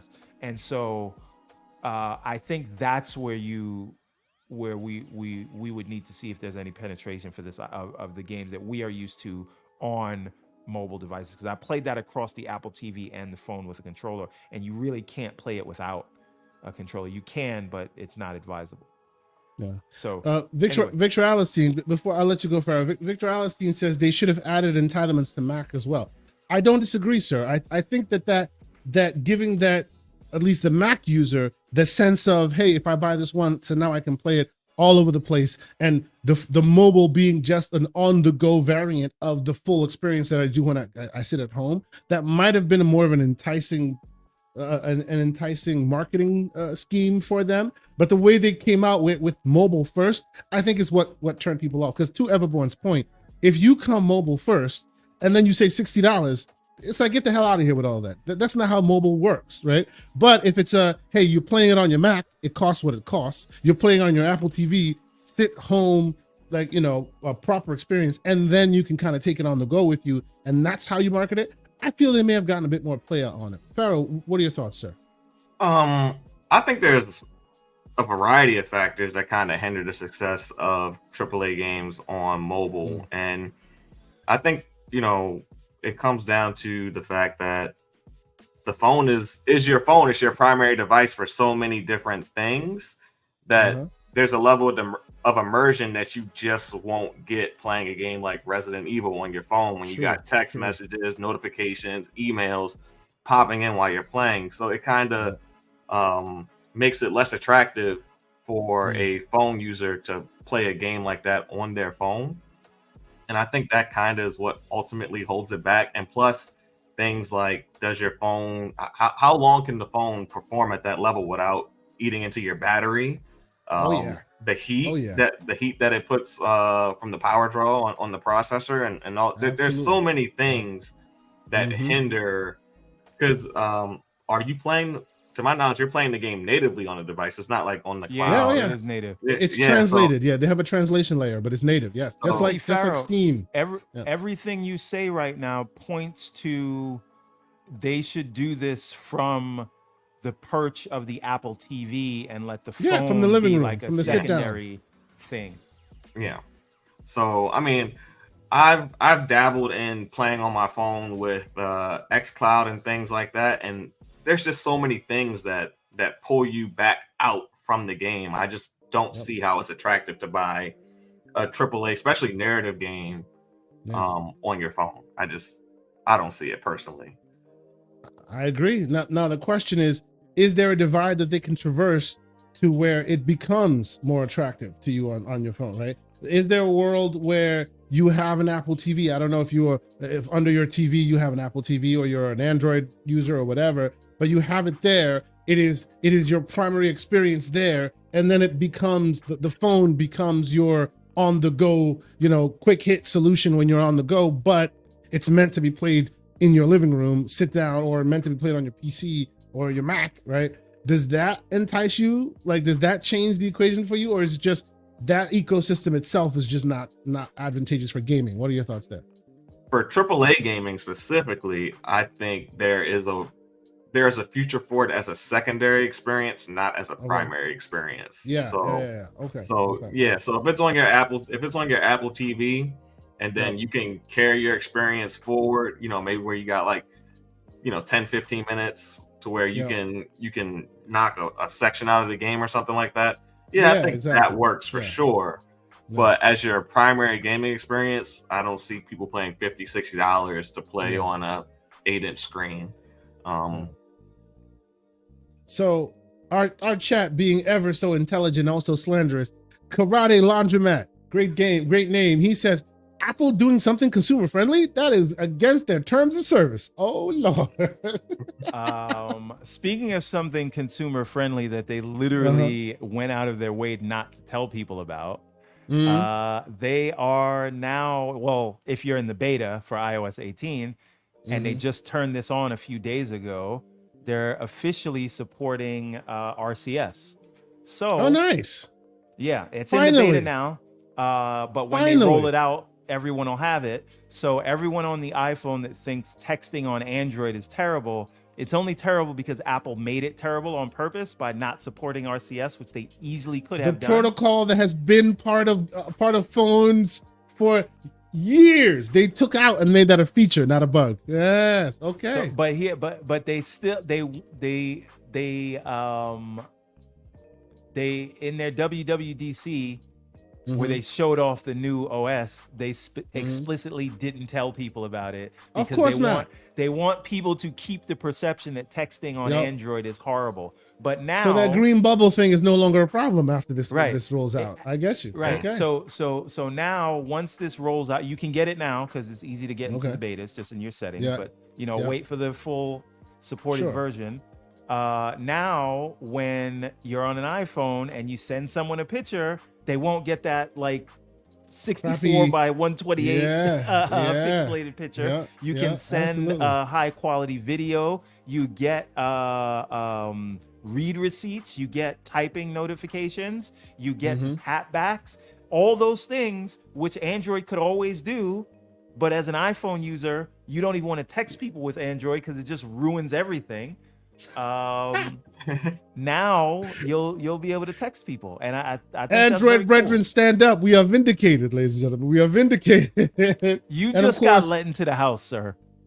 Hey, calm down, please. I've been chilling, not needing y'all. Like I carry both around, and I refuse to use my Android phone, my iPhone for anything other than work because y'all Apple troglodytes need to come home. Texting people who don't want to text you because you're on. Hey, you don't Android. like it? Then don't talk to me. It is what it is. Lucius, is in the chat. You can say that to me, but there are certain people that that you can't say that to, and they've said the same thing that I'm saying. Shut up, man. What I'm talking about. You putting the stuff on Front Street. Calm down. Anyway, Lucius correcting the record, saying those games are native ARM games too, because Capcom made full ARM versions, and it wasn't simply translated. They use MPUs to accelerate the GPU graphics. Excellent. I did not know that. I thought it was the same translation layer that all these others have been using. Pretty interesting. Very cool. But Aaron in the chat says Apple TV should be a console. The iPhone should be an extension of that ecosystem. 100%. So this is when I say like I'm excited about that kind of thing. I think with all of the entertainment apps that are there, if gaming was a first-class citizen on the Apple TV, even if you had to charge more for a specific gaming box, $300, so $400. Can I give you an unpopular opinion? I really hope they don't do that. I'm sick and tired of closed ecosystems. This is the PSVR 2 all over again. Closed ecosystems coming in, bringing you the whiz bang, only to then cleave off a part of the community. Oh no, they're ours. No. We have already solidified and established what works best. And it's not you coming here and going, well, you're going to pay the Apple tax. You're only going to be in the Apple universe. What are they going to do? Oh, next year in 2028, you'll get a share button. It's the thing we've invented. Like, they are not people that work well with others. I don't want them around. Again, man. Maybe, sure. Call me that. This is the problem with the PC. Go ahead with the PC dudes. Too much. Yes. Well, Apple is working on a gaming computer, so yes, they are. Yes, they are. We may get closer to that world, but it just feels like something that they would ultimately abandon because they already are like the #1 player in gaming. Yes, and they don't have to do anything about it. That's right. That's right. And look, I'm just speaking from a consumer perspective. They are not ones that do consumer positive moves. They don't. They just don't. They give me any evidence of them being any consumer positive moves ever. Bringing them into this ecosystem and bringing them into gaming and enticing a big swath of the market to go their way would just be more walled gardens while we're right now actively breaking those walled gardens down. I hope they don't do that. I don't know. Unpopular opinion. I'll admit that freely. If they do it and it's not good, nobody's gonna switch their gaming life there. If it's oh good, come then on, we just finished talking about the green bubble to blue bubble debate. People stay there because they are indoctrinated to stay there. That's why. Not going to force any gamer worth their salt to say I'm gonna switch to the Apple ecosystem to game unless they offer something compelling. You can't just say I'm Apple, so I'm like. Core gamers are going to come here. They're not. You got to offer them something. I think if they're playing in the thing, more people. I see what you're saying. Because I mean, look at the Apple Vision Pro, right? They came in, look at us, we Apple, and now they're turning their tail and they're running the other way. Down. Yeah, right. That's the exact same thing that's going to happen because yeah. They're not gonna get into first party game development unless they make some sort of crazy purchase and unless they buy Sony. Ooh, I'm just saying. I mean that would be the only way. And so at that point, basically they become like a competitor to Steam, and no one's gonna leave Steam to do the Apple thing. So it's just it would be a tough move. They're looking at Amazon Luna and Google Stadia and seeing the struggles that they have. And Amazon actually has had some first-party game development, and I believe one of their games does very well. It's it hit like New World. Yeah. It's still successful to this very day. To my understanding, there's a variant of New World coming out that's a single-player game, same game, but without the MMO-ness of it. And I hear it's getting good reviews. I might actually try that. Let me know. New World does very well, but it still hasn't done much for Luna and their gaming service that they offer. Yep. So it's becoming it's harder than ever to jump into gaming. I think 80s to early 2000s was your window to get into gaming. I think now it's extremely difficult as Epic and Google and everyone else is finding to become a platform. You just got to spend $100 billion. Right. Good luck with that. Even Google went spent how much and then turned around and kept moving. If you're gonna take this thing seriously, that's what you got to do. I mean, look at all the money Sony makes, and then look at their margins. Like that's how much you got to spend to play at the top level. And if you don't think about this, they have, and I know part of it is because of the Bungie acquisition and paying for it over time and other things. But when you can make $30 billion in a year and have less than 10% margins, think about how much you got to spend to play that game. See, I think a lot of that is also Amazon and too, Google. Right? It doesn't matter. This is what you have to do. So Amazon and Google and any of these other guys, they're not willing to spend the kind of money that it takes to do these things, and that's why you see people try it and then back out. Yeah, no, I don't disagree. So, so let me real quick super chat from Spoony Love. He says gamers don't play on Apple products to begin with. They play on PC, and maybe these aren't the right games to roll out first. Bring back Windows Phone, sir. Talk. Talk. Yes, sir. Bring back that. Spoony Love. This man a shield. You are get that man a shield. Scholar. And a scholar. That's right. That's right. A gentleman and a scholar. Absolutely. And before we move on, I will say before we move on. Sure. Spoony Love brings up an excellent point, and I said this from the beginning when they first introduced the Windows Series 7 phone, because that's what it was called before they called it Windows Phone, and they had the Xbox logo on it, and they were showing stuff with Xbox Live and achievements and stuff. And I always said you should have just called it the X Phone and have that be your angle into mobile. I always thought Microsoft and Xbox were or could have been the ones to bring like serious gaming to the mobile front, and they just didn't really embrace that side of the house. Like imagine if the Windows Phone stayed around and they released a phone that you could slide up, and instead of a keyboard it was controls there. Hey man, we had the Neo that was coming out, and the Duo that did come out, which didn't do as well. The Neo literally had a keyboard, had it was touchscreen, but that you could add an actual tactile controller button scheme at the bottom, and the top was the screen of the. They've had all these amazing ideas that never ever come out the gate. We shall see, bro. We shall see. I do think at some point they're gonna stop playing and dipping their toe in the water. I do think they will bring the phone back at some point. Yeah. No, I hope so, man. Chance. And no Android back end either. Like go fully. Listen. Like, I said this before, and you abruptly ended the show when I said it because it offended you. But I'm gonna say it again because it's too early for you to end the show. Okay. You know what I would buy? What would you buy? And I would throw my money at? An actual Windows phone. Like a proper phone, like with the same Windows phone OS. Windows. Like standard not Windows Phone OS. Proper Windows 11 on ARM. Folding device where imagine a few years from now when the GPUs that's it, ladies and gentlemen. Thank you so much. Have a good day. Think about this. Like Windows 11 on ARM, like the Surface Pro and laptop right now. But imagine Snapdragon does more work on their the translation. GPUs. The CPU is good right now. It's the GPU that needs work. Imagine something like that you can run Steam on, but it's a folding phone running Windows.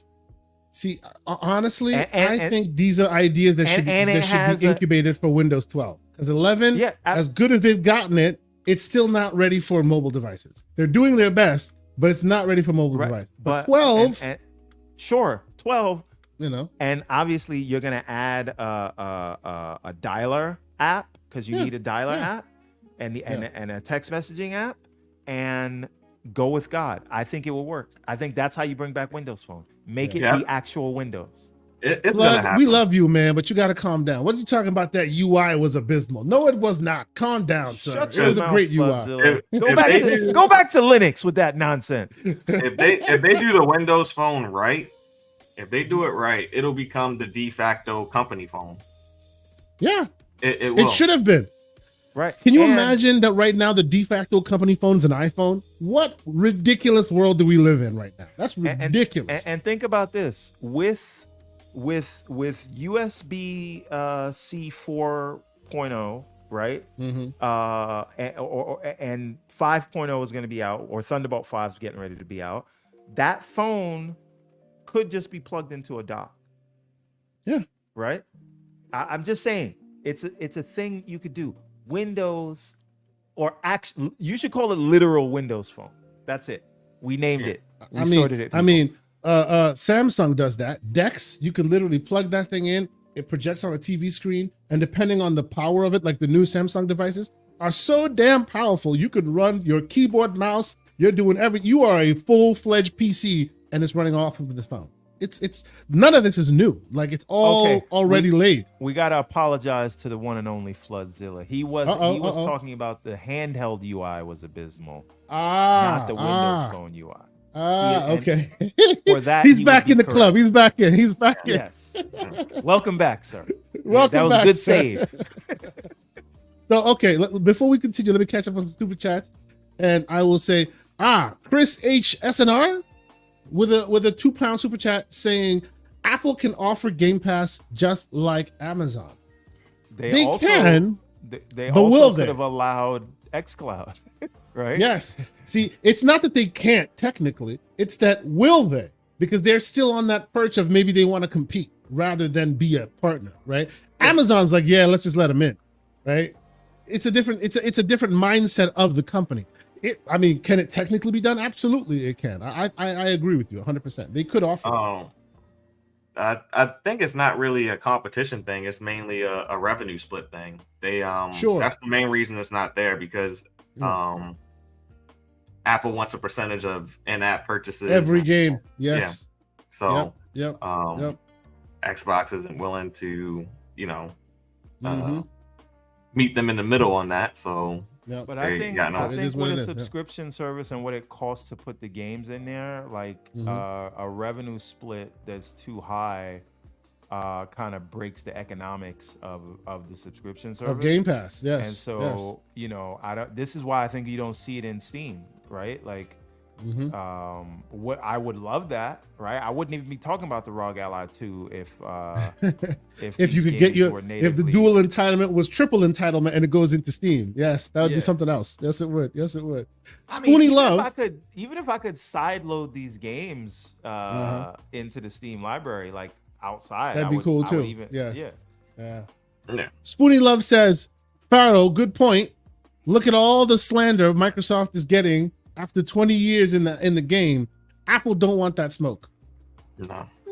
No, but Apple wouldn't get that smoke because people just fall in line for whatever Apple says. Drones. We call them Apple zombies. Sheeples. The only people that would care are that subset of Apple people that stand outside the store every time a new comes out.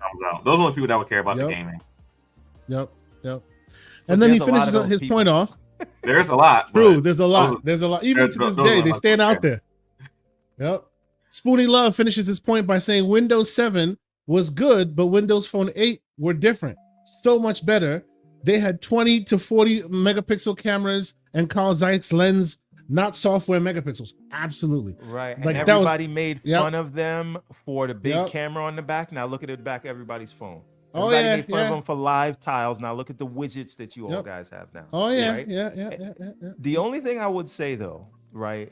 Do not sleep on Apple's ability to sell stuff. I want you to think about this. Apple sells more iPhones in a year than a PlayStation or Switch will sell in an entire generation. That is crazy. Yeah. I want you to think about that. But see, what makes that even more crazier is that they sell that much, but Android is still the number one OS because they sell more. They actually, there's no one company that sells more. True, because it's democratized. Yes, right? Because it's everywhere. Software is more ubiquitous, but there's no hardware manufacturer. But there is no one person selling. That's right. Well, through license agreements and stuff, they do allow for the non Google Store variants also to live, and that also counts. Yeah, but nobody wants those.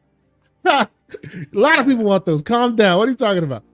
Shout out to the 364 people watching on Twitter, on YouTube, between my channel and Mr. Everborn Saga's channel. We appreciate y'all being here. Thank you so much for being here. If you happen to be on the YouTubes, how about you hit that like button? Consider being a subscriber. You know, we do this every Saturday morning. We call ourselves we are the G.I. Joe of the gaming podcast scene. You know, we shoot lasers. We don't shoot guns. PG-13 slander we go for here on this show. But we always enjoy ourselves. We have a great time. Thank you guys so much for being here. Maybe even consider being a member. You know, we'll read your name down here on the screen as we do. You can be part of our Discord. We do some game giveaways and things like that. So please consider being a member. We from time to time do some coin giveaways. The recent coin we gave away a couple, I think it was a week or two ago, was this amazing Gears of War coin that we gave some to our general community and some specifically to our members. And you know what? Which one is that? That looks nice. Oh, this is the Gears. You should be getting yours in the mail, good sir. I don't know if you've gotten yours yet. I have not. But yours should be coming soon. Yeah, that's the Gears of War. That's the one that was announced and shown off as soon as E-Day was also announced. So yeah, you know, I'm thinking, you know, and this is me doing the background stuff in public. Maybe that should be part of our membership giveaways, like guaranteeing that if you are a member, you may get your hands on some coins. I'm thinking about that. Might do that because, you know, people support us. We should give back. These coins can only be gotten through giveaways and through podcasts and stuff. So I'm thinking maybe I'll talk to the folks in the background and say, hey, we have 40 members, give us 40 coins, and we'll just start distributing it out to the various folks that want to do that. But y'all tell us what you think. That doesn't scale very well, but we're gonna have I know. We have to figure it out. I'm just thinking out loud right now. But hey, this is me having, as we say, it's the gaming circle, man. We have that community, we have that conversation with the circle. Talk to us in the DMs. Let me know what your thoughts are, and you know we'll figure it out. I want to make the membership far more enticing. Give back to you as you guys have been giving to us. So it's a continuous conversation. Hit us up in the Discord DMs and let's have a conversation about that. But all right, let us move forward and talking about the future, because this is what these stories all tend to be. The next story was Capcom bringing more and more of their iconic franchises back as remasters / remakes. And I don't know if I like it. I don't know if I like it. I feel like they're erring too much on the side of safety. Go ahead, sir. You have been saying for the longest, why haven't they brought back Dead Rising? And then no, not me. No. I'm not a Dead Rising person. I've never been. Maybe you're confusing me with someone else, sir. I think Dead Rising is a sign of its time. To me, while Dead Rising was an interesting game, right? It's not as bad as, say, Duke Nukem, but I feel like it's like when you play it, and I've played a version of it recently, it's an artifact of its day, and modernizing its graphics, still the tongue-in-cheek and like now cringe jokes don't work well now. I've never thought that it should have been remade. I don't think so. Like you'll catch me on record. I don't think Dead Rising should be remade. I don't think the Resident Evil, let's go to Africa and kill a bunch of black dudes, I don't think that needs to, what is that, Resident Evil 4 or 5? I forget which one it is. Like, I don't think that needs to be remade, but we live in a world, oh yes, and I see folks want Dino Crisis, and they're avoiding Dino Crisis like Neo in the Matrix, and they're just remaking everything. We live in a world where safety seems to be the priority for them, right? So instead of, I know they're doing what's the name of that game? I forget the name of that game. Showed off on the Xbox showcase. Princess, you're escorting the princess. I'm sure the folks in the chat will remind me. But they're doing those new games, but then they're also harping back on these safe games that they know will get some attention. Pharaoh, I'll start with you first, sir. I don't know your relationship with Resident Evil or their remake culture in general. How do you feel about all this? I am not against remakes. I actually like that they're doing all these remakes because they don't necessarily have to speak to me specifically. I've been gaming for 30 plus years, it feels like now.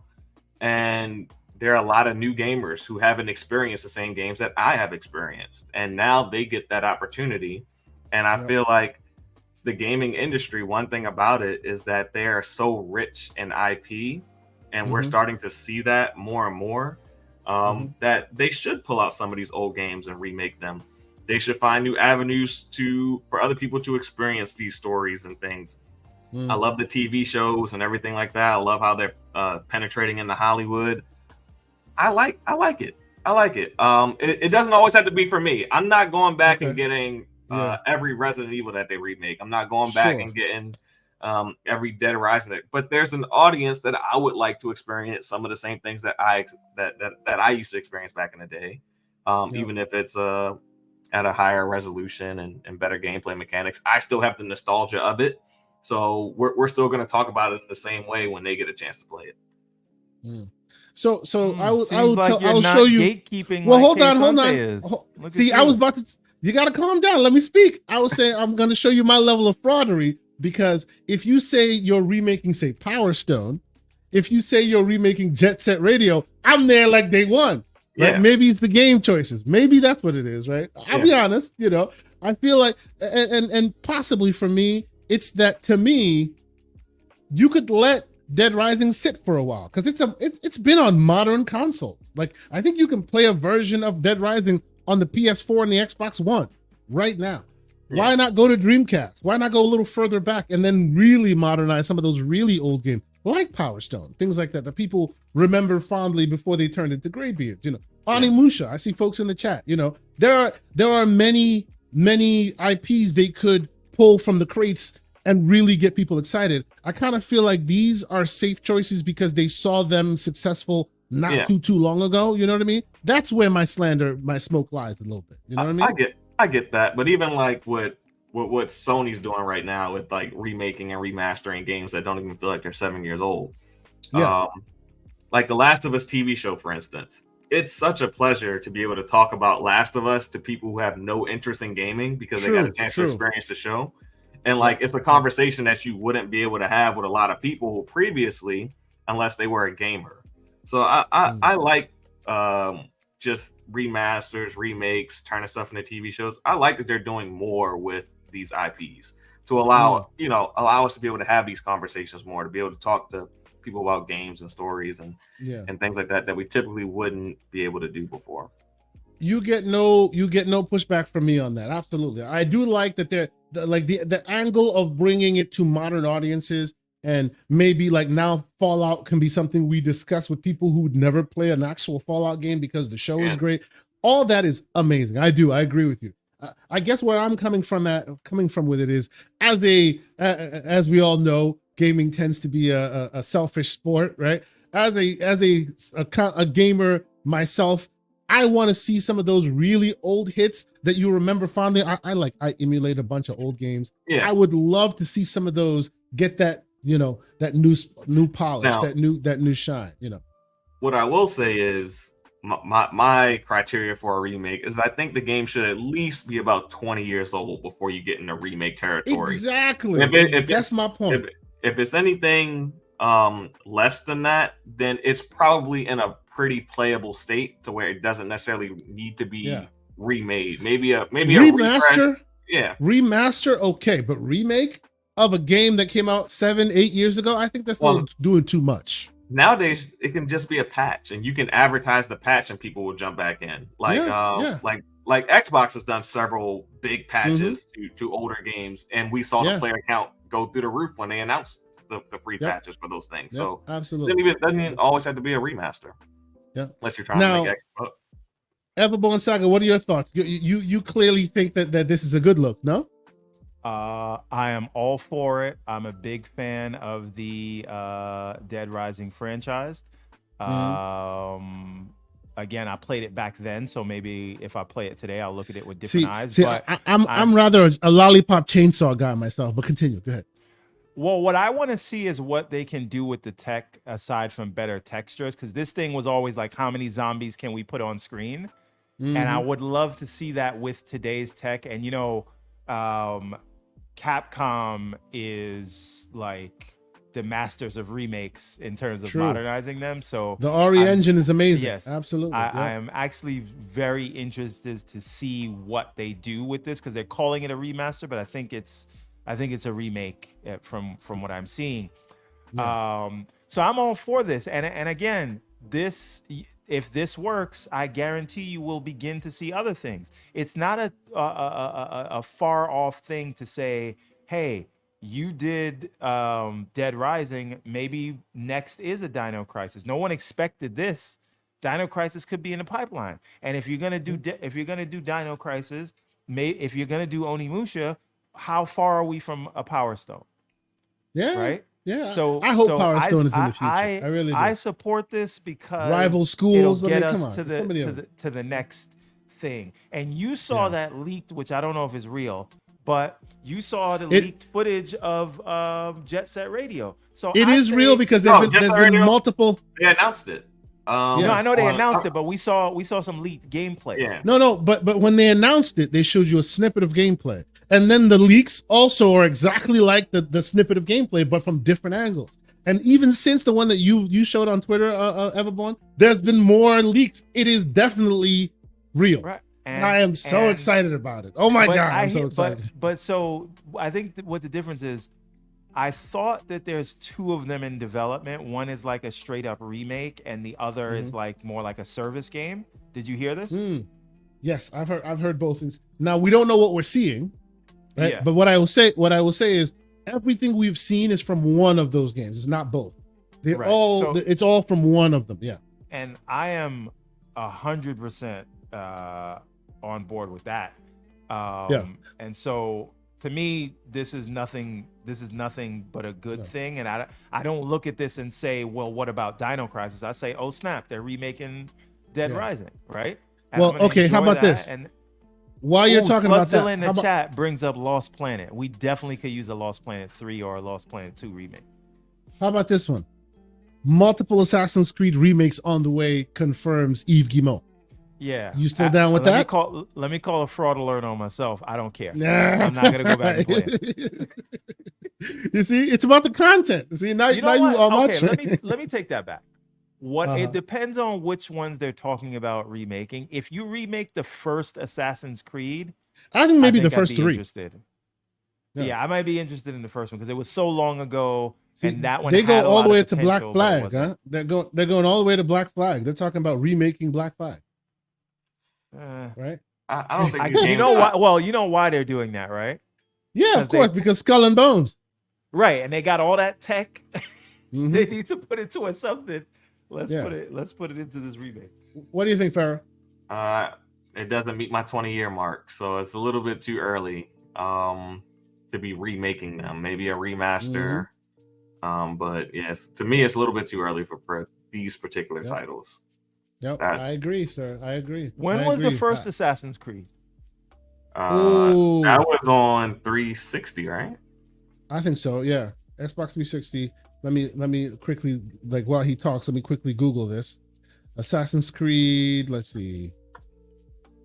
2007 was the first Assassin's Creed. So I mean, this is coming up on the mark where we could remake the first one, Pharaoh. If it comes out like 2028, 2030, I'll be there with it. Although I will say, even today, right now, you turn on your Xbox with FPS boost and the resolution scaling they've done, like the OG 2007 Assassin's Creed is looking like wow. But is it gonna look like the new one? What is the new one called again? The Shadows. Shadows, yeah. Imagine a remake of the first Assassin's Creed looking like Shadows. That's all I'm saying. But you know that Shadows is not the Assassin's Creed formula from jump, right? Those who love that OG Assassin's Creed don't kind of like the new school. This is more Odyssey. I don't know anybody that loves the old school Assassin's Creed, not the original one. Oh, I know a lot of people. The people are upset. A lot of people didn't really get on board until the second one.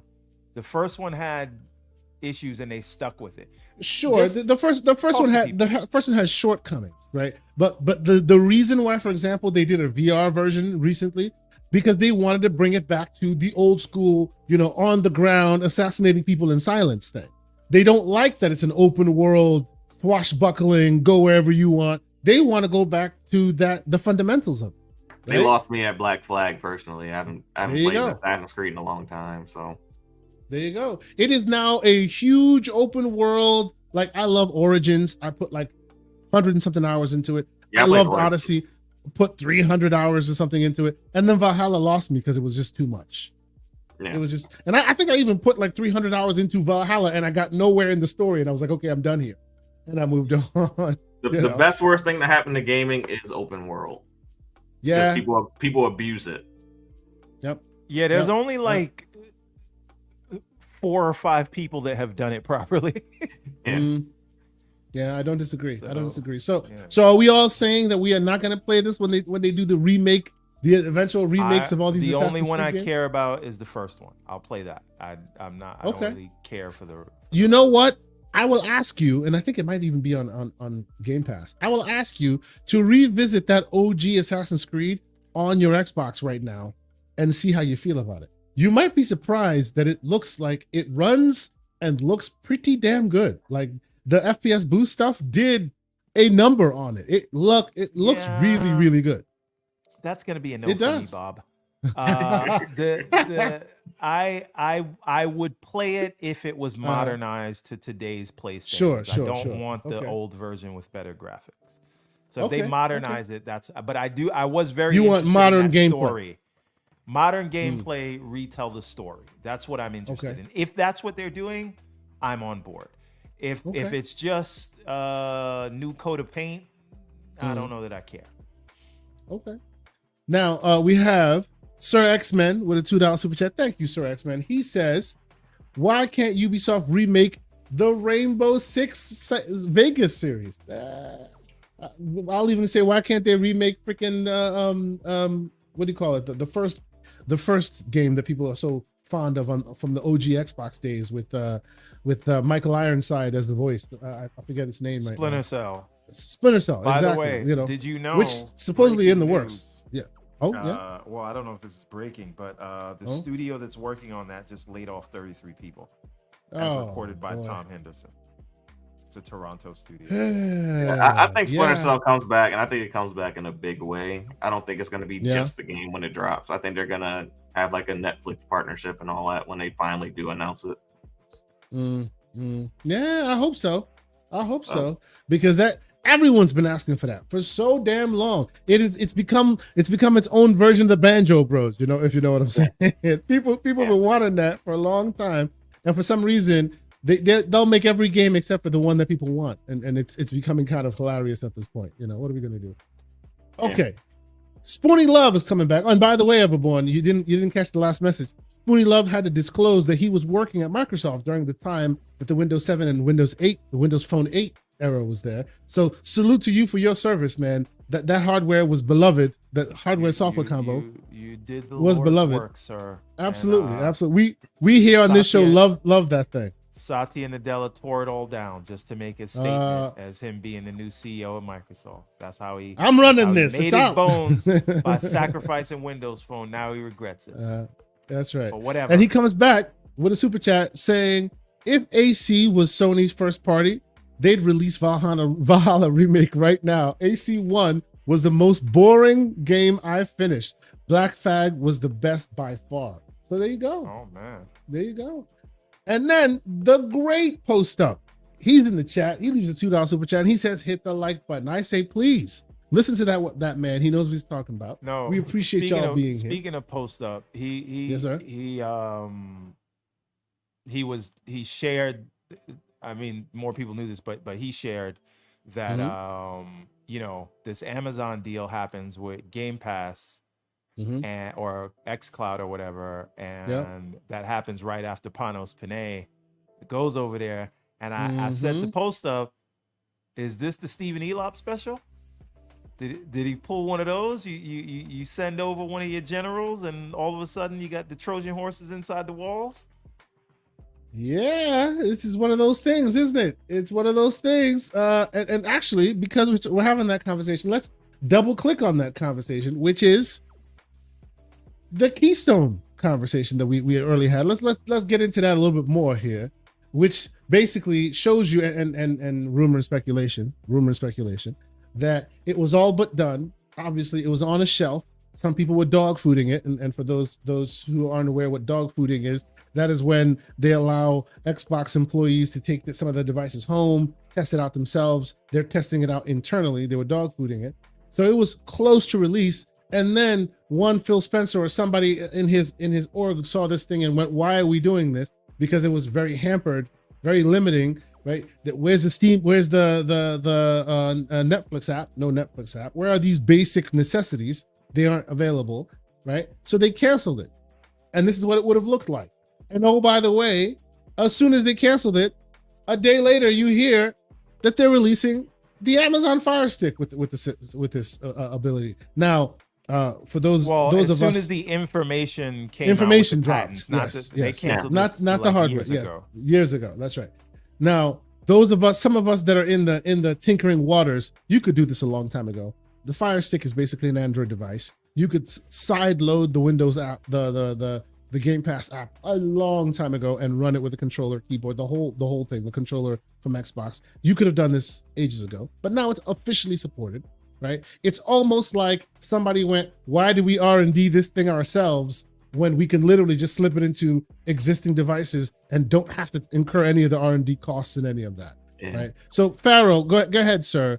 What do you think of this? I think this is why I called the show Breaking Down the Walls. I think this is more and more breaking down the walls of getting people into gaming, right? I don't know if you've been paying attention to some of the conversations we've been having, but I feel like us graybeards inherently like to keep the walls up because those walls were there when we were kids. And now it's like, why are you breaking them down? It doesn't really matter in the future, right? It actually helps gaming. It helps my kids to be able to have a Fire Stick connected to their TVs. They may never have a box called Xbox under their TV, but they'll be playing Xbox and they'll be part of the ecosystem and it won't matter. What are your thoughts on it? I think that the Keystone dying and this deal with Amazon might be the best thing to happen to Xbox, personally, because Amazon, it being on the Fire Stick is going to make it very easy for consumers to attach to the Game Pass service. And a lot of them will do it without even giving it a second thought, like a lot of our Amazon purchases that we make.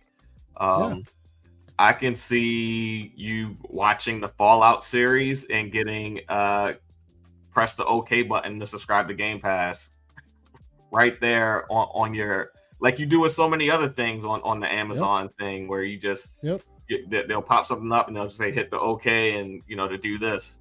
I can see that. I can see that doing it even with apps inside of a Netflix show. They can have a little thing pop up because it can be done. So I think it just allows for greater penetration and without people having to buy a new device. And at the end of the day, Microsoft is a software company. They're in the business of selling software, not hardware. So if they can get their content and services on as many devices as possible, without actually having to make a device, I think it's brilliant. Yeah, absolutely. And to your point there, right now, you go to any browser, you search a game, you hit play now, and it opens a browser window into Game Pass, and you're playing the game. There's a world where you go on you're playing your Fallout game, it says, do you wish to play? You hit the button, it opens the Firestick UI for Game Pass, and you're playing it right there. Like, it is seamless, one-to-one. That can happen, right? And just so we have an understanding, a basis of understanding of exactly what we're talking about here, at last count, 200 million users of the Amazon Fire Stick out there existing today, right? So that's a big uplift overnight. All they need to do is install that app. And there's a gateway drug inside that app. Fortnite, yes, which you don't even need a subscription to play. That's right. Absolutely. But they'll get all the MTX. They'll get all the MTX. Of course. Yes. And it is so interesting because we've had this conversation myself. People in the Discord, we always talk about this, where it's just like they're diminishing their hardware sales.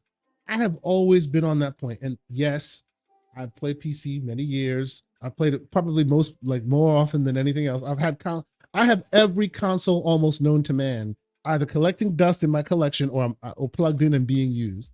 But I always have a console, but I always play on PC as well. So because I am that way, I think, and I actually wrote an article that you guys might see the light of day at some point.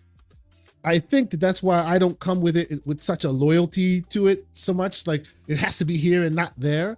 I've always thought, like, from my perch, it's always been, it's a means to an end. It was the only way to deliver you the content they wanted to deliver you. Right? Yeah. That's how it started. But now it doesn't need that anymore. It can literally be plugged into your veins via the TV itself. You don't need that box that then becomes a loss leader for them.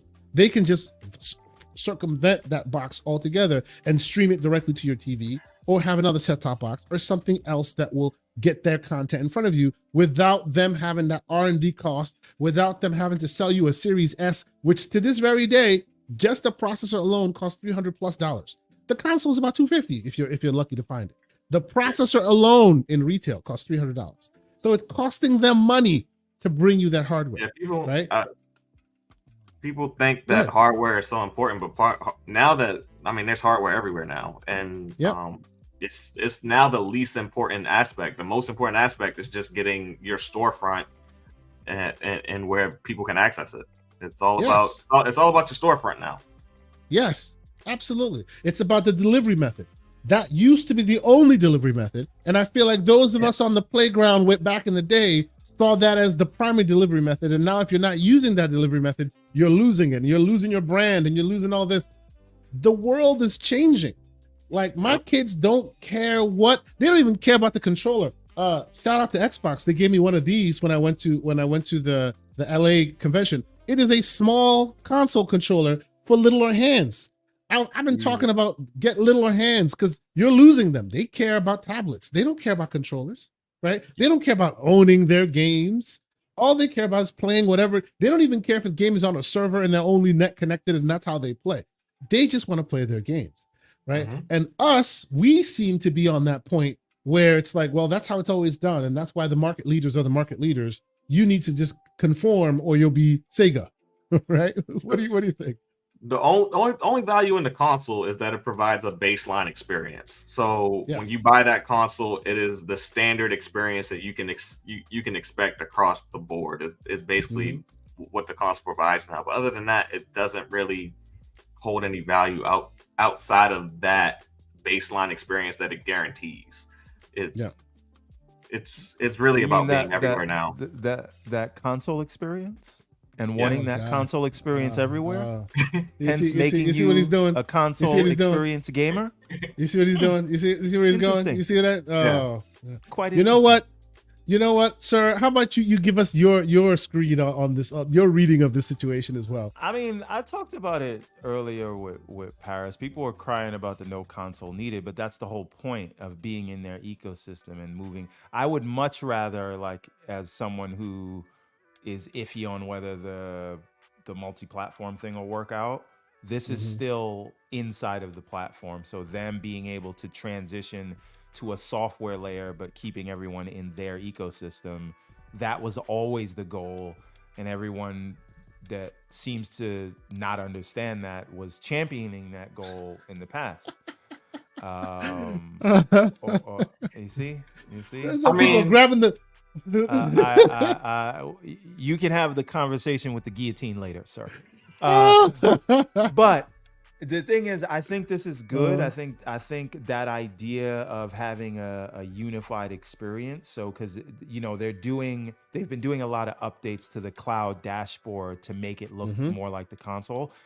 Yep. I think that this is just one step in that direction, so that the experience follows everyone everywhere. And whether you want a game on a console because it's just the easiest, or you want a game on PC, you still have this good experience, or whether you don't have any of that and you could be available to, n number of hundreds of millions of people. Now, does that mean 200 million people are going to sign up? No, but it does mean more people have the opportunity to hop into the service than what they had when it was just on Xboxes or just on, So I think this is nothing but a good thing and all part of the plan. And again, this is all still in the ecosystem for anyone who's worried about it. So I think it's great. What I don't know is how many Firestick users, because a lot of not every Firestick has good specs, right?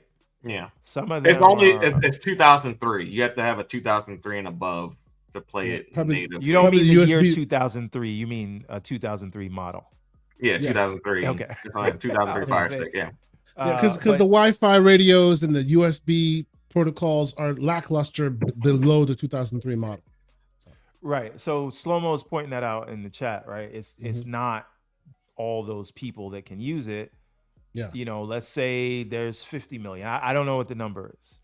But that is more people than had access to it today. And so I think the goal is to expand this to as many people as possible. And if they can get it on more TVs besides Samsung, if they can get it one day, my prayer is that they get it into the Apple TV. So I don't know what the number is. There's some disagreement in the chat about how many people have the 2003 model. But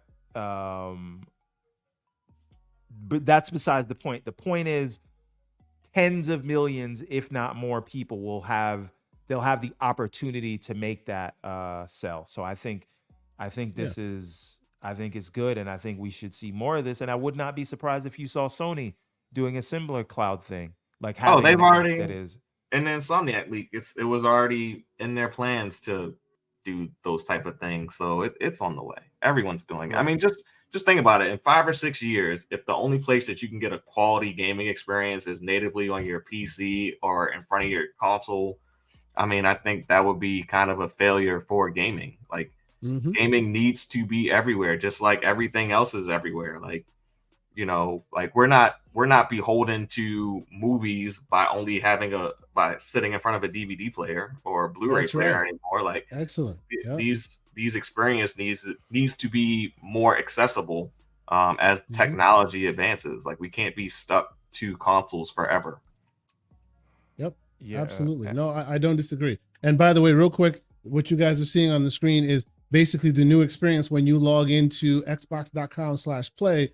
This is basically your UI for the streaming service that is the Xbox Cloud service. Let me ask you a question. Why couldn't we get at least this on the PC?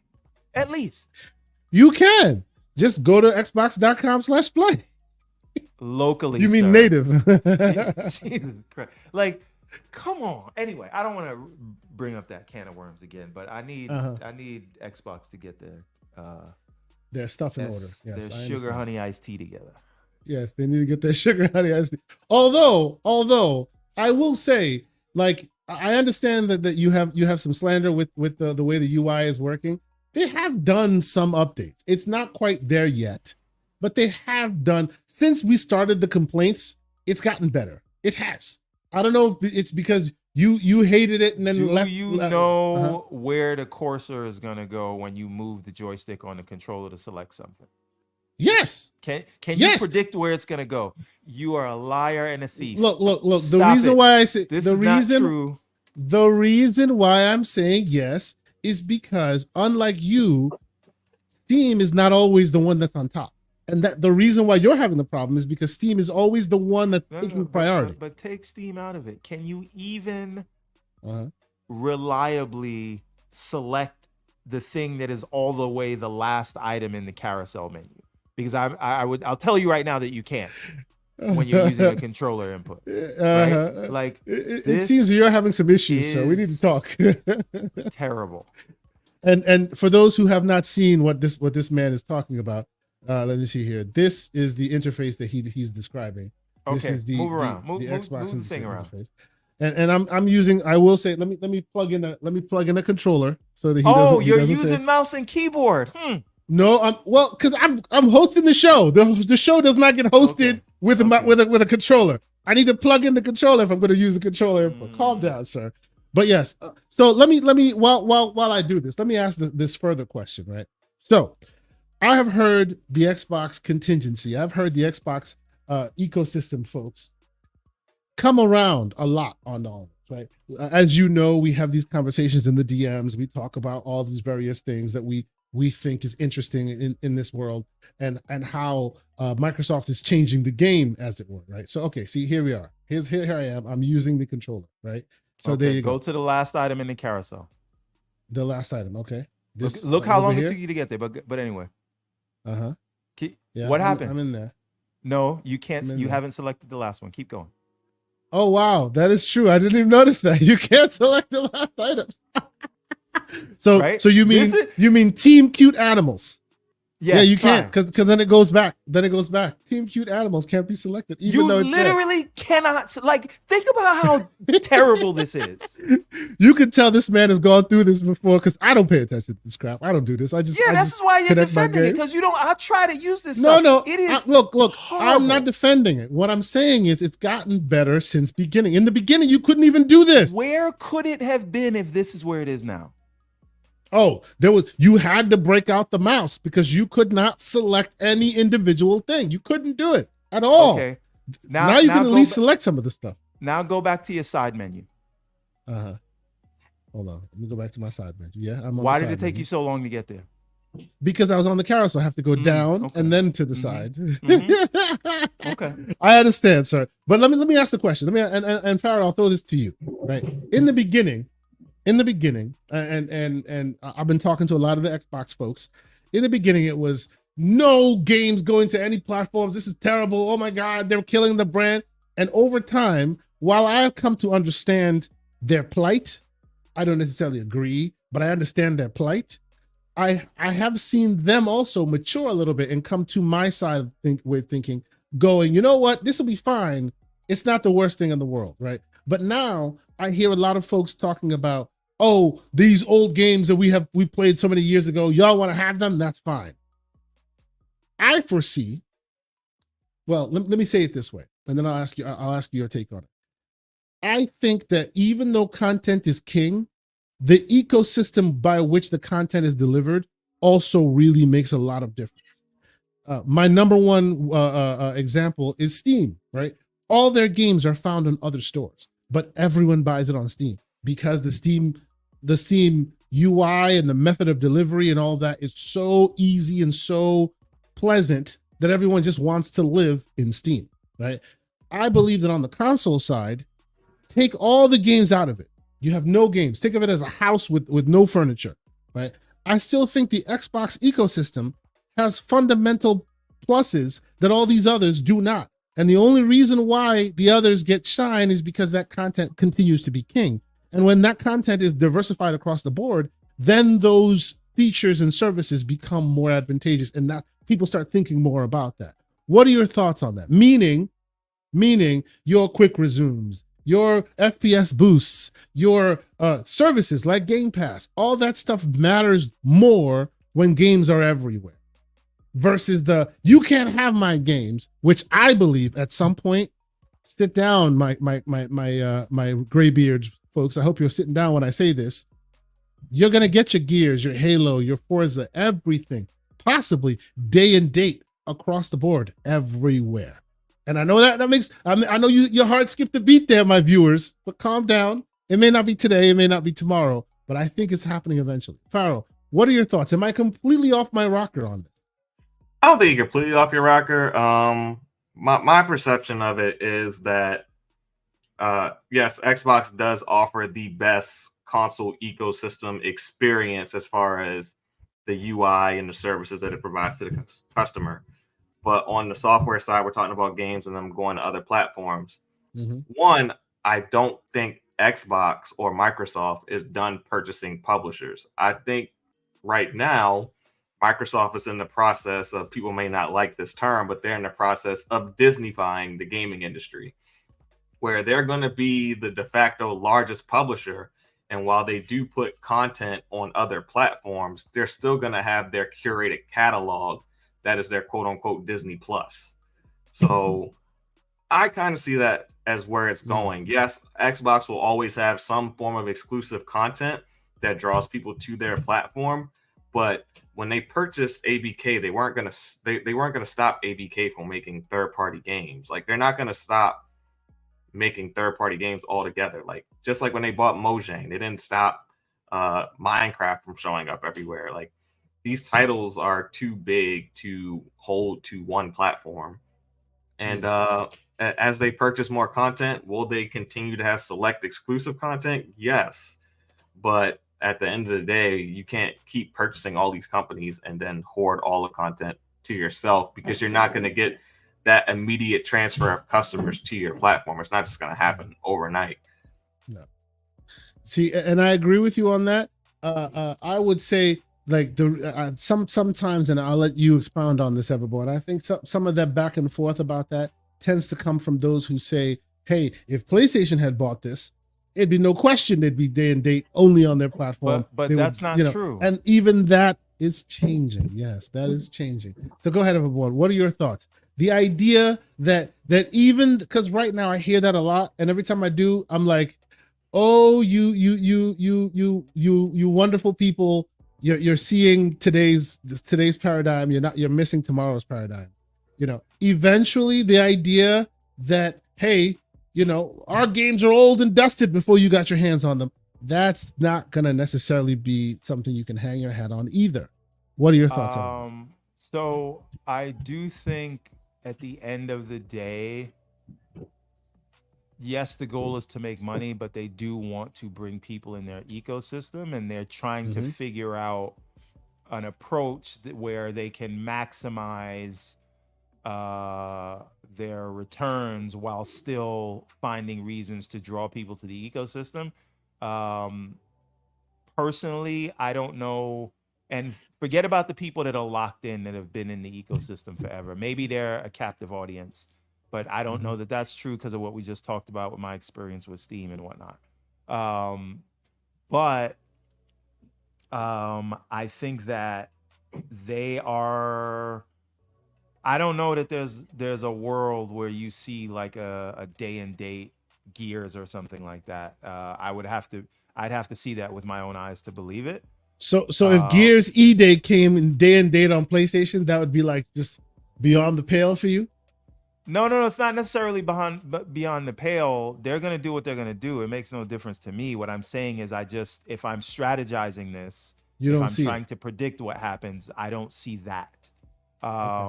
Because I do think that they're trying to figure out how far is the line they can go of getting people to still want to be in their ecosystem. While by the way, Everborn, I don't mean to cut you. Platforms have. I don't mean to cut you. I hate agreeing with you, but the navigation on this thing is so trash right now. It's like, it's terrible. It just skips all over the place. It's terrible. Where the selection is going to go when you move the joystick. Anyway, maybe it works great with mouse and keyboard, but that's the reason why big picture mode exists. It's right? Terrible. It really is. It's terrible. Yeah. Go ahead. I think, Pharaoh, you wanted to say something?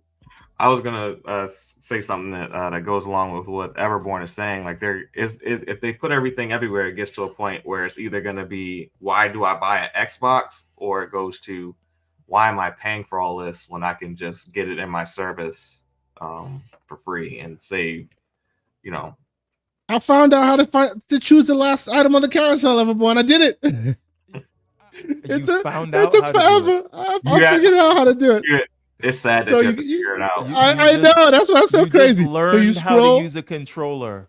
No. You scroll all the way. You scroll there, right? You scroll there, and then you go up to the top, the very top. See the top there? And then when you're at the top, then it will come down to the last. What the F are you talking about right now? What are we doing here? Throw this app in the garbage. Anyway, I'm sorry. Continue. Come on. Anyway.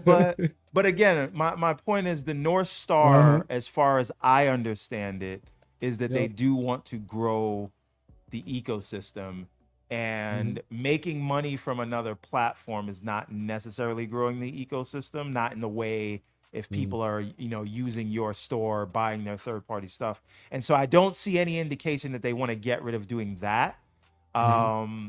So I think that they will kind of straddle the line of maybe some sacred cows, and if not sacred cows, then timed exclusives, taking advantage of the no patience gamers, which again, I think they're gonna find ways to do it. So they're gonna do whatever is best, but what as a customer or as a fan who cares about the brand, I would say I still think their goal is to grow their internal ecosystem. And so they're going to do what they feel like they need to do that while still trying to make money. Which I hope you're right. A good thing. Yeah, I think games like Tony Hawk, I think that'll be everywhere. I think, the new studio Elsewhere, when they drop that RPG, I think that'll probably be exclusive. So I think select titles. And to the point, right? Like, you said something earlier, Pharaoh, that was very salient, in my opinion, which is you just bought two of the biggest third-party publishers, not studios, publishers you acquired, and they have a history of shipping things everywhere. The idea that you're going to turn around and say that all of their games are exclusive, I don't, that especially with Activision, maybe not Bethesda because of the kind of single player games that we know them for. They could get away with the Bethesda stuff. I don't think you could get away with saying Diablo or Call of Duty or even Overwatch is going to be exclusive going forward. Maybe if you say new IP or whatever, that's something. But again, why walk away from that? Now, for me, I just think they should say, even though I know they're not going to say this, it would just be a lot easier for people to understand that, hey, either new IPs are going to be here in the ecosystem, or Xbox Game Studios is for Xbox, because it's called, I don't know if you know this, it's called Xbox Game Studios, right? But I disagree with you, Asante, that we will see anytime in the near future something like a Gears going a day and date, but it could come later. I do believe that. I do believe we could see a Gears later. And you said something, Asante, about people believing that Sony would make stuff exclusive. They didn't do it with Destiny, and we're gonna say, well, that was in the contract, and this and that and the other. But like, what was in the contract for the Horizon Lego? Well, you know, right? they're changing their tune these days. That's the point. Yeah, right? This but is so the change is happening everywhere. So and then just one thing. ahead, Sorry, Pharaoh. Just like, you know, MLB. You're gonna blame that on MLB also, but Sony is publishing Destiny and MLB The Show, and that comes out every year. I get Destiny was existing, but what's it called? Marathon is gonna be everywhere, and that's after they acquired Bungie. So I don't know, and that's because it makes sense. Certain games make sense to be everywhere. Not everyone does. Sorry, Pharaoh. Go ahead. No, I was gonna counter offer you is that the exclusive content doesn't make sense when you actually own the content. Like you're trying to sell as much as you can now, so the exclusive content for Destiny doesn't necessarily make as much sense as when they were third party and you were, you know, trying to convince people to buy it on your platform over their platform. So I think that's why we're seeing that now. When all the money comes to you, then you need the money to come from everywhere. But when the money is going third party, you want them to just be in your ecosystem because that is advantageous for you. Yeah. Absolutely salient point. 100% I agree. Yes. It's just, it seems that, and this is the conversation I've been having with people, and I wrote an article about it. Again, I may release it at some point soon. It seems that they're using the historical precedent to define all future business models and marketing. And I feel like we may be missing the forest for the trees. The ground beneath our feet are changing, and many of us aren't ready or willing to see it, right? Those things that used to be the sacred cows, the you buy my box, you play my game, that is no longer a quality business model moving forward, especially if you own, like you're saying, if you are a first party that owns all of these IPs, you don't want it to be you buy my box, you sell my games, because the idea of buying that box can be debilitatingly expensive for some. So you circumvent the box altogether. You put it everywhere, right? You put it on other platforms. You put it where other people's boxes already exist. And one could argue that the people that are doing that do not have IPs that are on the caliber of a Minecraft or a COD or an Overwatch or whatever. Like, I know Mario Kart sold like 50 million copies, but for the most part, these things don't sell in the way that like Fallout and COD and these other things sell. And that's just a fact. None of them have these service games like that. Nintendo nor Sony have anything on the caliber. And when I say on the caliber, I'm not talking about quality. I'm saying service games that tens of millions of people play every month. They don't have those things. And so that's sort of why. Like your Mario Kart is a good one. Equation Smash Brothers and Mario Kart, you know. Oh yeah, you got to plug it in. Smash Brothers and Mario Kart beg to differ, but I do see you. They kind of backed Mario Kart into a service game. You know, it wasn't really from jump, because I was probably one of the few who bought it on my Wii U back in the day. And that same damn game is now on the Switch, and they've basically turned it into a service game. If you add a subscription, if you buy into their subscription services, they give you free levels throughout the year, things like that, right? It's become a service game in the back end, and I guess Smash Brothers too, to a certain extent.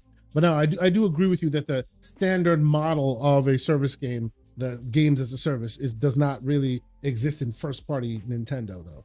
I do agree with you on that. So before we get out of here, because this might be the first time ever we get out of here sub 4 hours, thank God. Oh, this is amazing.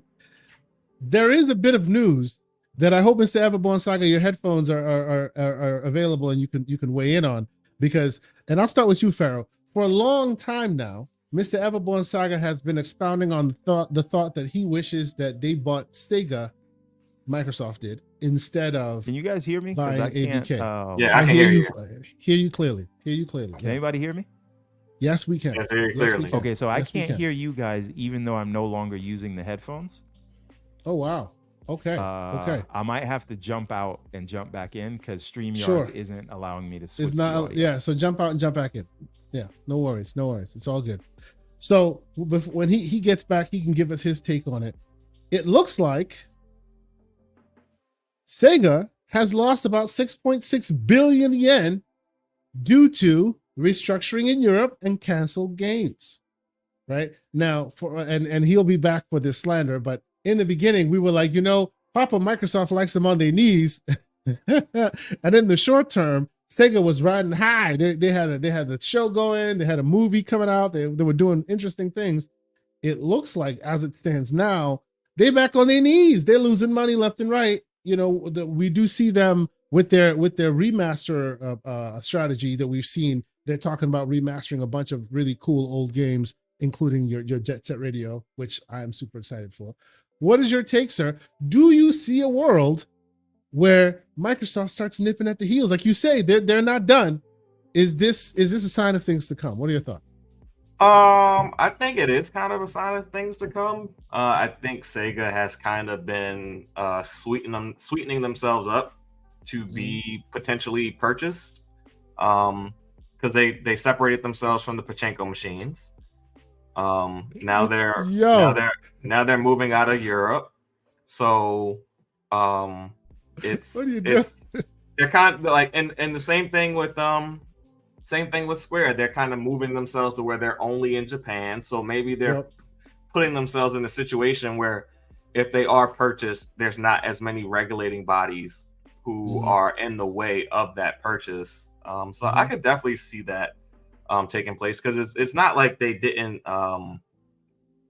have solid earnings on the game side. It's just that they had to cancel some things and close out a whole European division, basically.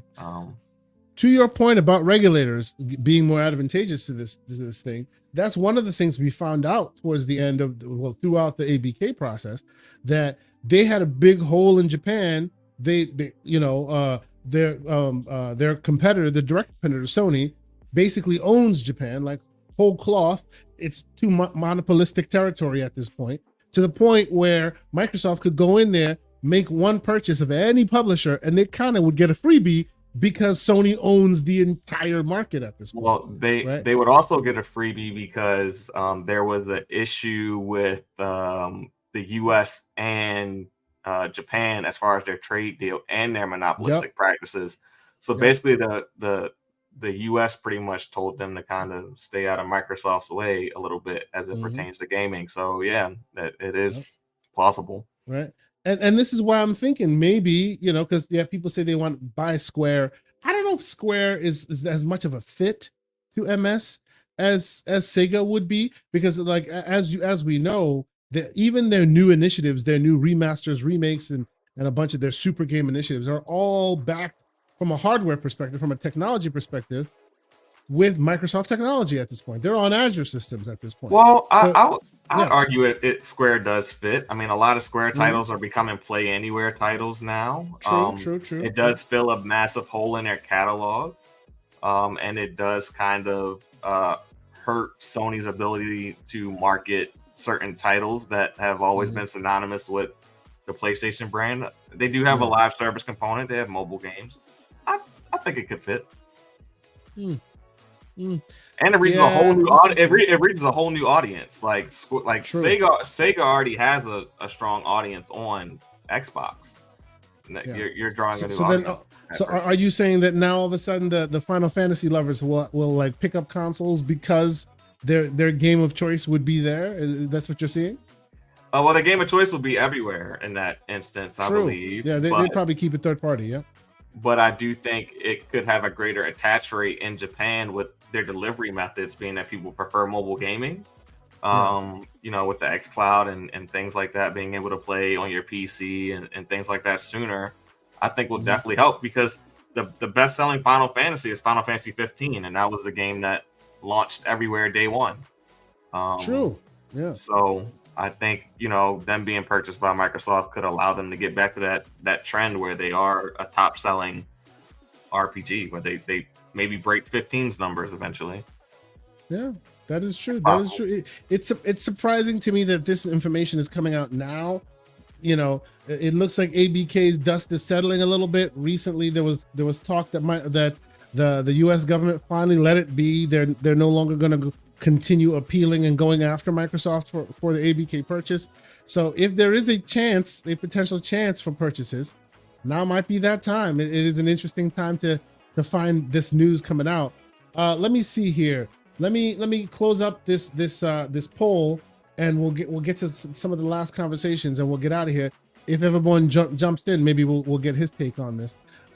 While we at the beginning of the show, we were talking to folks about Hellblade 2, and we asked, now that the dust has settled, how do you feel about Hellblade 2? We had about almost 200 people leave a review, leave a poll comment on it, and of the 200 people, 61% say A, 31% say B, and then 5 and 3% say C or D. So by and large, you know, even though there was a lot of smoke and there was a lot of fire and there was a lot of, you know, hate from various sources, it looks like people who played it seem to have enjoyed it. So shout out to y'all for you know, jumping on the poll and talking to us about it. And it's always interesting to get a beat on the community, get what your thoughts are on it. You know, when you're in the middle of it, when you're hot and heavy in the middle of the conversation, people tend to go left or go right with it. I would love to like take a similar poll and talk about like Starfield, because I think Starfield is like a very, very like underrated game now. A lot of people still have some smoke about it. I feel like once the dust settled there might be some different thoughts in that realm, but you know, that's for another day. I will catch up on a few of these super chats. Sir X-Men, $2 super chat. He says Microsoft should buy Paramount and Crytek. Now, Crytek, I'm with you on that, but Paramount has already been scooped up on Sony, haven't they? No, they couldn't afford it. Someone else bought it. Oh, they couldn't afford it. Okay. Yeah, because someone else bought I it. took that as go ahead. I don't think Paramount would be a smart idea, because now you're competing with the people that are helping you as far as making shows and things like that. Like you just got Netflix on Gears of War with Gears of War, and you can get your content out more without having to make that investment of owning a production company. Yeah, and you got a whole nother streaming service that you gotta market now, Paramount Plus. So yep, absolutely. I just like we talked about with the what do you call it, the streaming stick, the Amazon Fire Stick versus making your own. You know, why have your own production studio, incur your own cost when you can ship your licenses off to those who do it best, and you just get nothing but the good PR about it. It's not in your best interest to take on all of that. I do agree with you on that. But on the Crytek point, 100%. They are so underrated. They have that great engine. It is amazing. Like, I don't know why they have been left to languish for as long as they have. Get us some of that Rise, Son of Rome too. That'd be amazing. I wholeheartedly agree with that. Wholeheartedly agree. And now, of course, we have Spoonie Love. He's been prolific today with another super chat. Thank you so much for continuing to support us and all of the great conversation you're bringing to us. He says they should buy Square and keep it multi-plat. Just the fact that Sony won't be able to money hat or market their games anymore would make it worth it, which is basically exactly what they did with ABK, right? They did that to inoculate themselves from oh, you don't get the better gun. Oh, you don't get this. You don't get that. Now everybody gets everything equally. And oh, by the way, all the money had come to us. Right? That's what they're doing right now. So yes, I do agree with you that it would make it advantageous for them just from a marketing standpoint, that they no longer lose out. But it would be, I know that many of our console brethren still want that, you know, we bought this thing and now it's ours and you're not getting it anymore because we bought it. You know, I think people are still on that train, even though, like I said, I may not necessarily be on that train as much as others, but a lot of folks still are, and they want to see that happen. They still want to see the console player be treated as that first class citizen, quote unquote, where you get that thing that nobody else gets. And I don't know that we'll see that moving forward. I don't know. I think Microsoft is much more interested in how many people how many games can I get 20, 30, 40 million people to play it? Yep. How many of those can I get? Yep. That's what they're chasing. That's the whole thing behind Gamepass and everything else. They want to see how many people they can attach to their IPs. Yep, absolutely. I agree. And right on time, Mr. Everborn, we hear you. Can you hear us? I can hear you. You see, I'm using the. You had to switch because they stole your headphone, your controller, your cable. These are blue bricks now. They stole your cable, right? So you're right on time for the last story. It was kind of like a drop that kind of dropped on us, and I thought you'd be interested in this. I was talking to Pharaoh about it. See.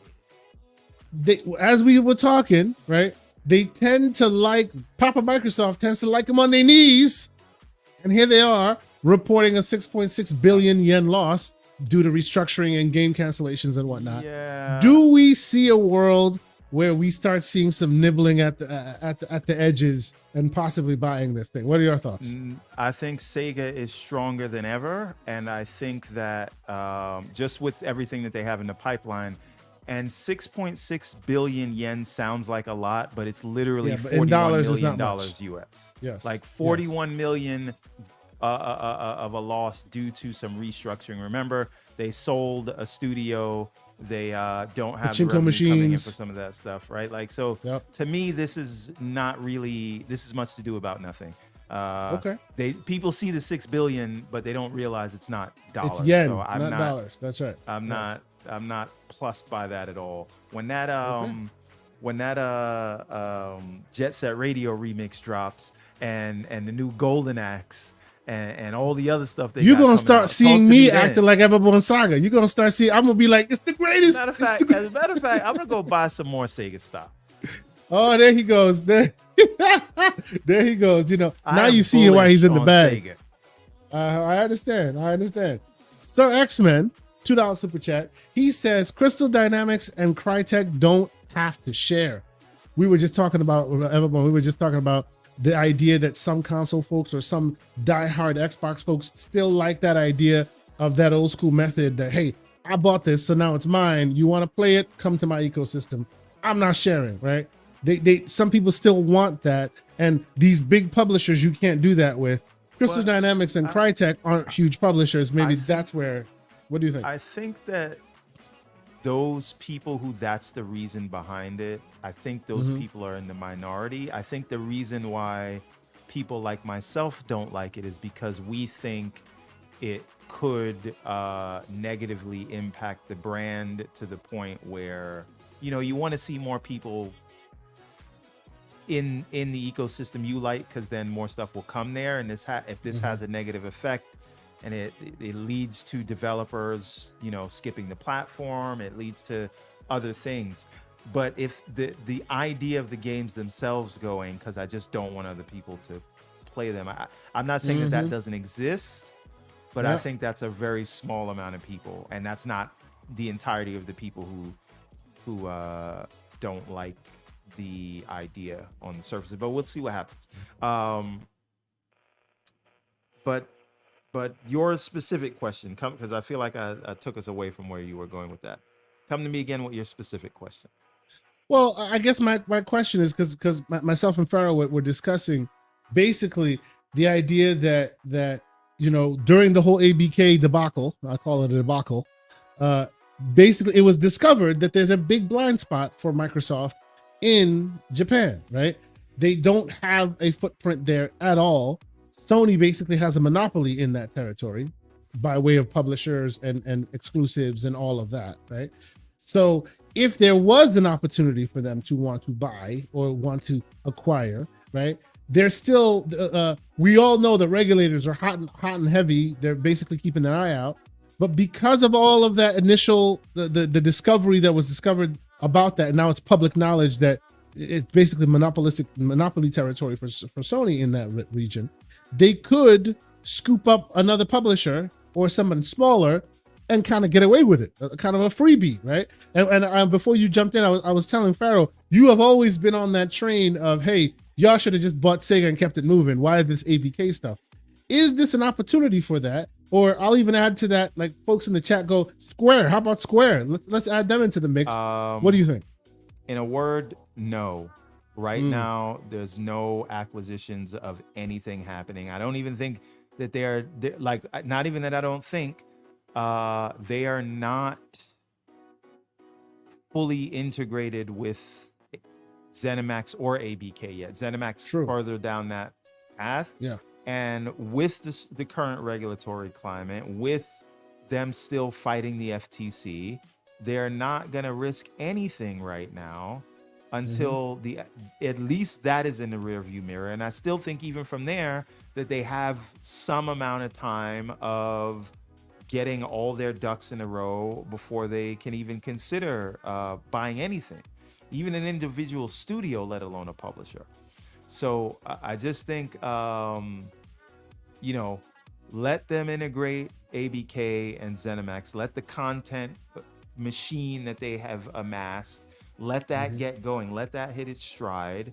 And then we can, and forget about what I want, but then we'll revisit the idea of them acquiring anybody. I just don't think there's I just don't think there's any world where in the short term Microsoft acquires anything gaming related, and definitely not while the FTC thing is not settled yet. See, Erodimus is out there talking about, you know, after the election, you know, all bets are off. What are you gonna do? But you know what? 2025 is possible. I think 2025. But here's the thing: even if you have a change of leadership at the FTC, like Sarah Cardell is still there in the UK. Yes, true. True. So, you know, it's not like I just think that they're gonna have to go and prove to the world regulatory bodies that, hey, we mean what we say when we do it, and let us have ABK for a few years. Look, we put our games in more places. We've done all that stuff. So when they come around again, you know, when they say something, they can be taken at their word. So I just don't see it now, and it takes time to prove that to regulators.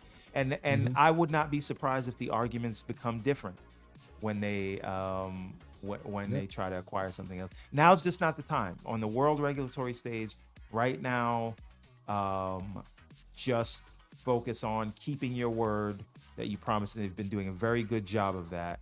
And then you know, focus on integration, and then we come back to that. I wish I saw it differently, but I don't see any gaming related acquisitions unless it's like background tech. So let's do the last couple of super chats and we'll get out of here. Sir X-Men, $2 super chat. He says, wait till Sarah Khan is gone and then buy other. Well, Sarah. I said Sarah. Huh? Lena Khan is gone. Thank you for the correction. And then buy other studios. Maybe small studios, maybe small things that are below a certain threshold, possibly. But I don't know about Crystal Dynamics would have a better home at Xbox than they do at Embracer Group, but that's just true. I agree. And of course, Spoonie Love, continuing his tradition of being really, really generous, he drops another super chat and he says, "I'm in Japan, Everborn. I could send you a Saturn." Yes, please, and thanks. Thank you, Spoonie Love. Appreciate you. Thank you for watching us in Japan. That's amazing. That's awesome, man. That's great. So before we get out of here, I will once again say thank you to all the wonderful people in here. We got 417 people on all the various socials that are watching us together right now, enjoying the conversation that we had. Thank you so much, Pharaoh, for being here. I will give you a proper outro. Before I do, though, I will say, check out thegamingcircle.com. You can catch us live right now on thegamingcircle.com. Look at us. We are on the Gaming Circle. Look, now it's Ouroboros, a snake eating its own tail. Look at this. We're watching us. It's crazy. Anyway, but yes, you can come here. This is actually very cool, sir. It's a cool situation, right? So you can come anytime you want. You can literally come and watch the old episodes. You can come check out the new episode, which is right on the front page. The receipts tab.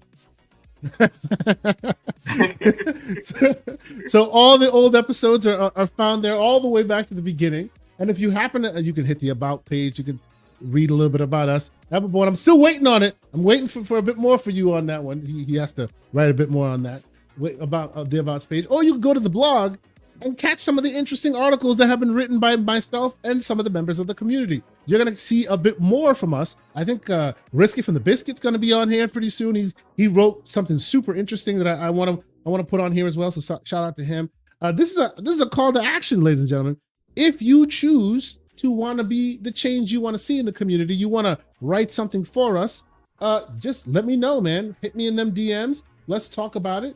I would love to feature your stuff on the channel, on the show, and also on the old gamingcircle.com. So the latest article written was by the great Boomstick about how you, if you're not playing Steel Wakes the Deep, you're missing out. Supposedly it's a really, really good article, a really good game, and it's a really good article about the game. So come check us out.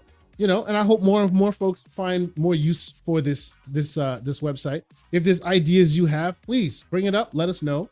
But Pharaoh, sir, I appreciate you being here. It was awesome having you here. Really interesting takes, well thought out takes. None of the slanderous stuff from the Everborn, you know what. Tell the fine people where they can keep up with your ongoings, all of your links to your YouTube channel and to Twitter. I will make sure I put those all in the show notes when this thing posts live. I'll do that after this show. But please, thank you so much for being here. Tell the folks where they can find you. All right. First, I want to say thank you guys for having me. I really appreciate that. It was a pleasure this morning.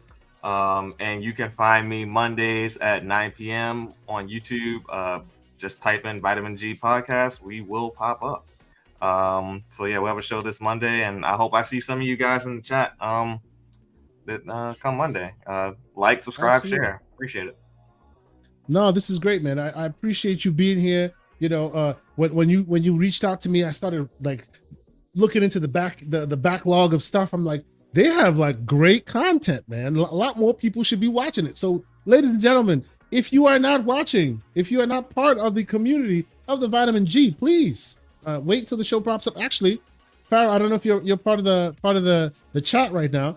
Let me see if I can if I can see you in the chat right now. Yeah. You could drop a link in there, and I will gladly make sure that more people go and check out your stuff. It is awesome to have you here. It's always great to find more interesting. I'm a big podcast consumer. I love like being part of that community. And I want more and more people to be a part of that. I want more and more people to partake and find new voices that speak to really interesting things. So thank you so much for being here, and thank you so much for lending your voice and your views to this channel as well. So thank you so much, Mr. Everborn Saga, sir. How about you? What is the latest on your docket? What are people going to see from you coming soon this week? I want to get that CEG article up on the site. And other than that, I'm just getting ready for Comic-Con. We're again, you see it in the image, but for the audio listeners, New York Comic-Con 24, the Everborn Saga will be at booth 2039. That's 2039 on the main floor for the first time ever. And we will have all our books, and we might have the latest Ariel's Adventure Chapter 2. We might go live with that book at the show. So we'll see. Nice. Try to make that happen. I appreciate it, man. That's good. And then those of us who've been waiting patiently for it. One thing. Sorry, I apologize. Yeah, go ahead. If you are a pixel artist that is interested in working on a pixel perfect 2D platformer, reach out to me. A lot of people have reached out. I've got one good lead that's super experienced. I'm waiting to hear back from them, but a lot of people that have reached out don't really have experience in their CVs with pixel art. If you have experience with pixel art and you want to help make a very cool 2D platformer, DM me. I can show you some things. We can talk. Very cool. Very cool. Take the man up on his offer. We want to be part of that community. Then you will have the credit to say, hey, man, this is the game I made with the Everborn Saga, and your art will be featured there as well. That's awesome. I will say shout out to the great Paris Lily, who always lends his voice to this here fair channel. Small, growing channel, but he always feels the need to jump on, give us his takes, be a part of that community. And I really appreciate you. Paris, if you're watching, thank you once again. Always love when you jump on the show, and don't let my slanderous chat dissuade you. You're always welcome here among us, sir. You're always great. So thank you so much for being here once again. Let me see here. Why don't I see it? Like it goes away. Hold on one second. I want to make sure I make Mr. the Vitamin C podcast here, but I don't see it on the. Hold on. Maybe let me do this real quick. Maybe I need to refresh my page so I can see it. There we go. I see the Vitamin G podcast, and the Vitamin G podcast is now a mod, so they can banish you to the shadow realm if they so choose. So be careful right there. But yes, thank y'all so much for being here. It's been a great show. I always enjoy these shows. These tend to be this tends to be my weekend. My Saturdays anyway. I tend to really love chatting with folks on the show and getting more interesting people. Next week, we will have the great Fonzarelli Gaming on our show. So shout out to Fonz. He agreed to be on. So next week we'll have Fonz on the show. And by the way, you can also catch me on the Bitcast tomorrow with one Ainsley Bowden, the seasoned gaming folks. They invited me out there, so I'll be out there, talking the talk, having fun, having a good time with the folks as well. But yeah, it's been a great week. It's been a great week of gaming. Hunt us down, chat with me, TKO Santi on them DMs, on the Twitter, on the Xbox, any way you want to chat. I appreciate y'all being here, and we'll see y'all next week. Until then, peace. Nice to be in orbit.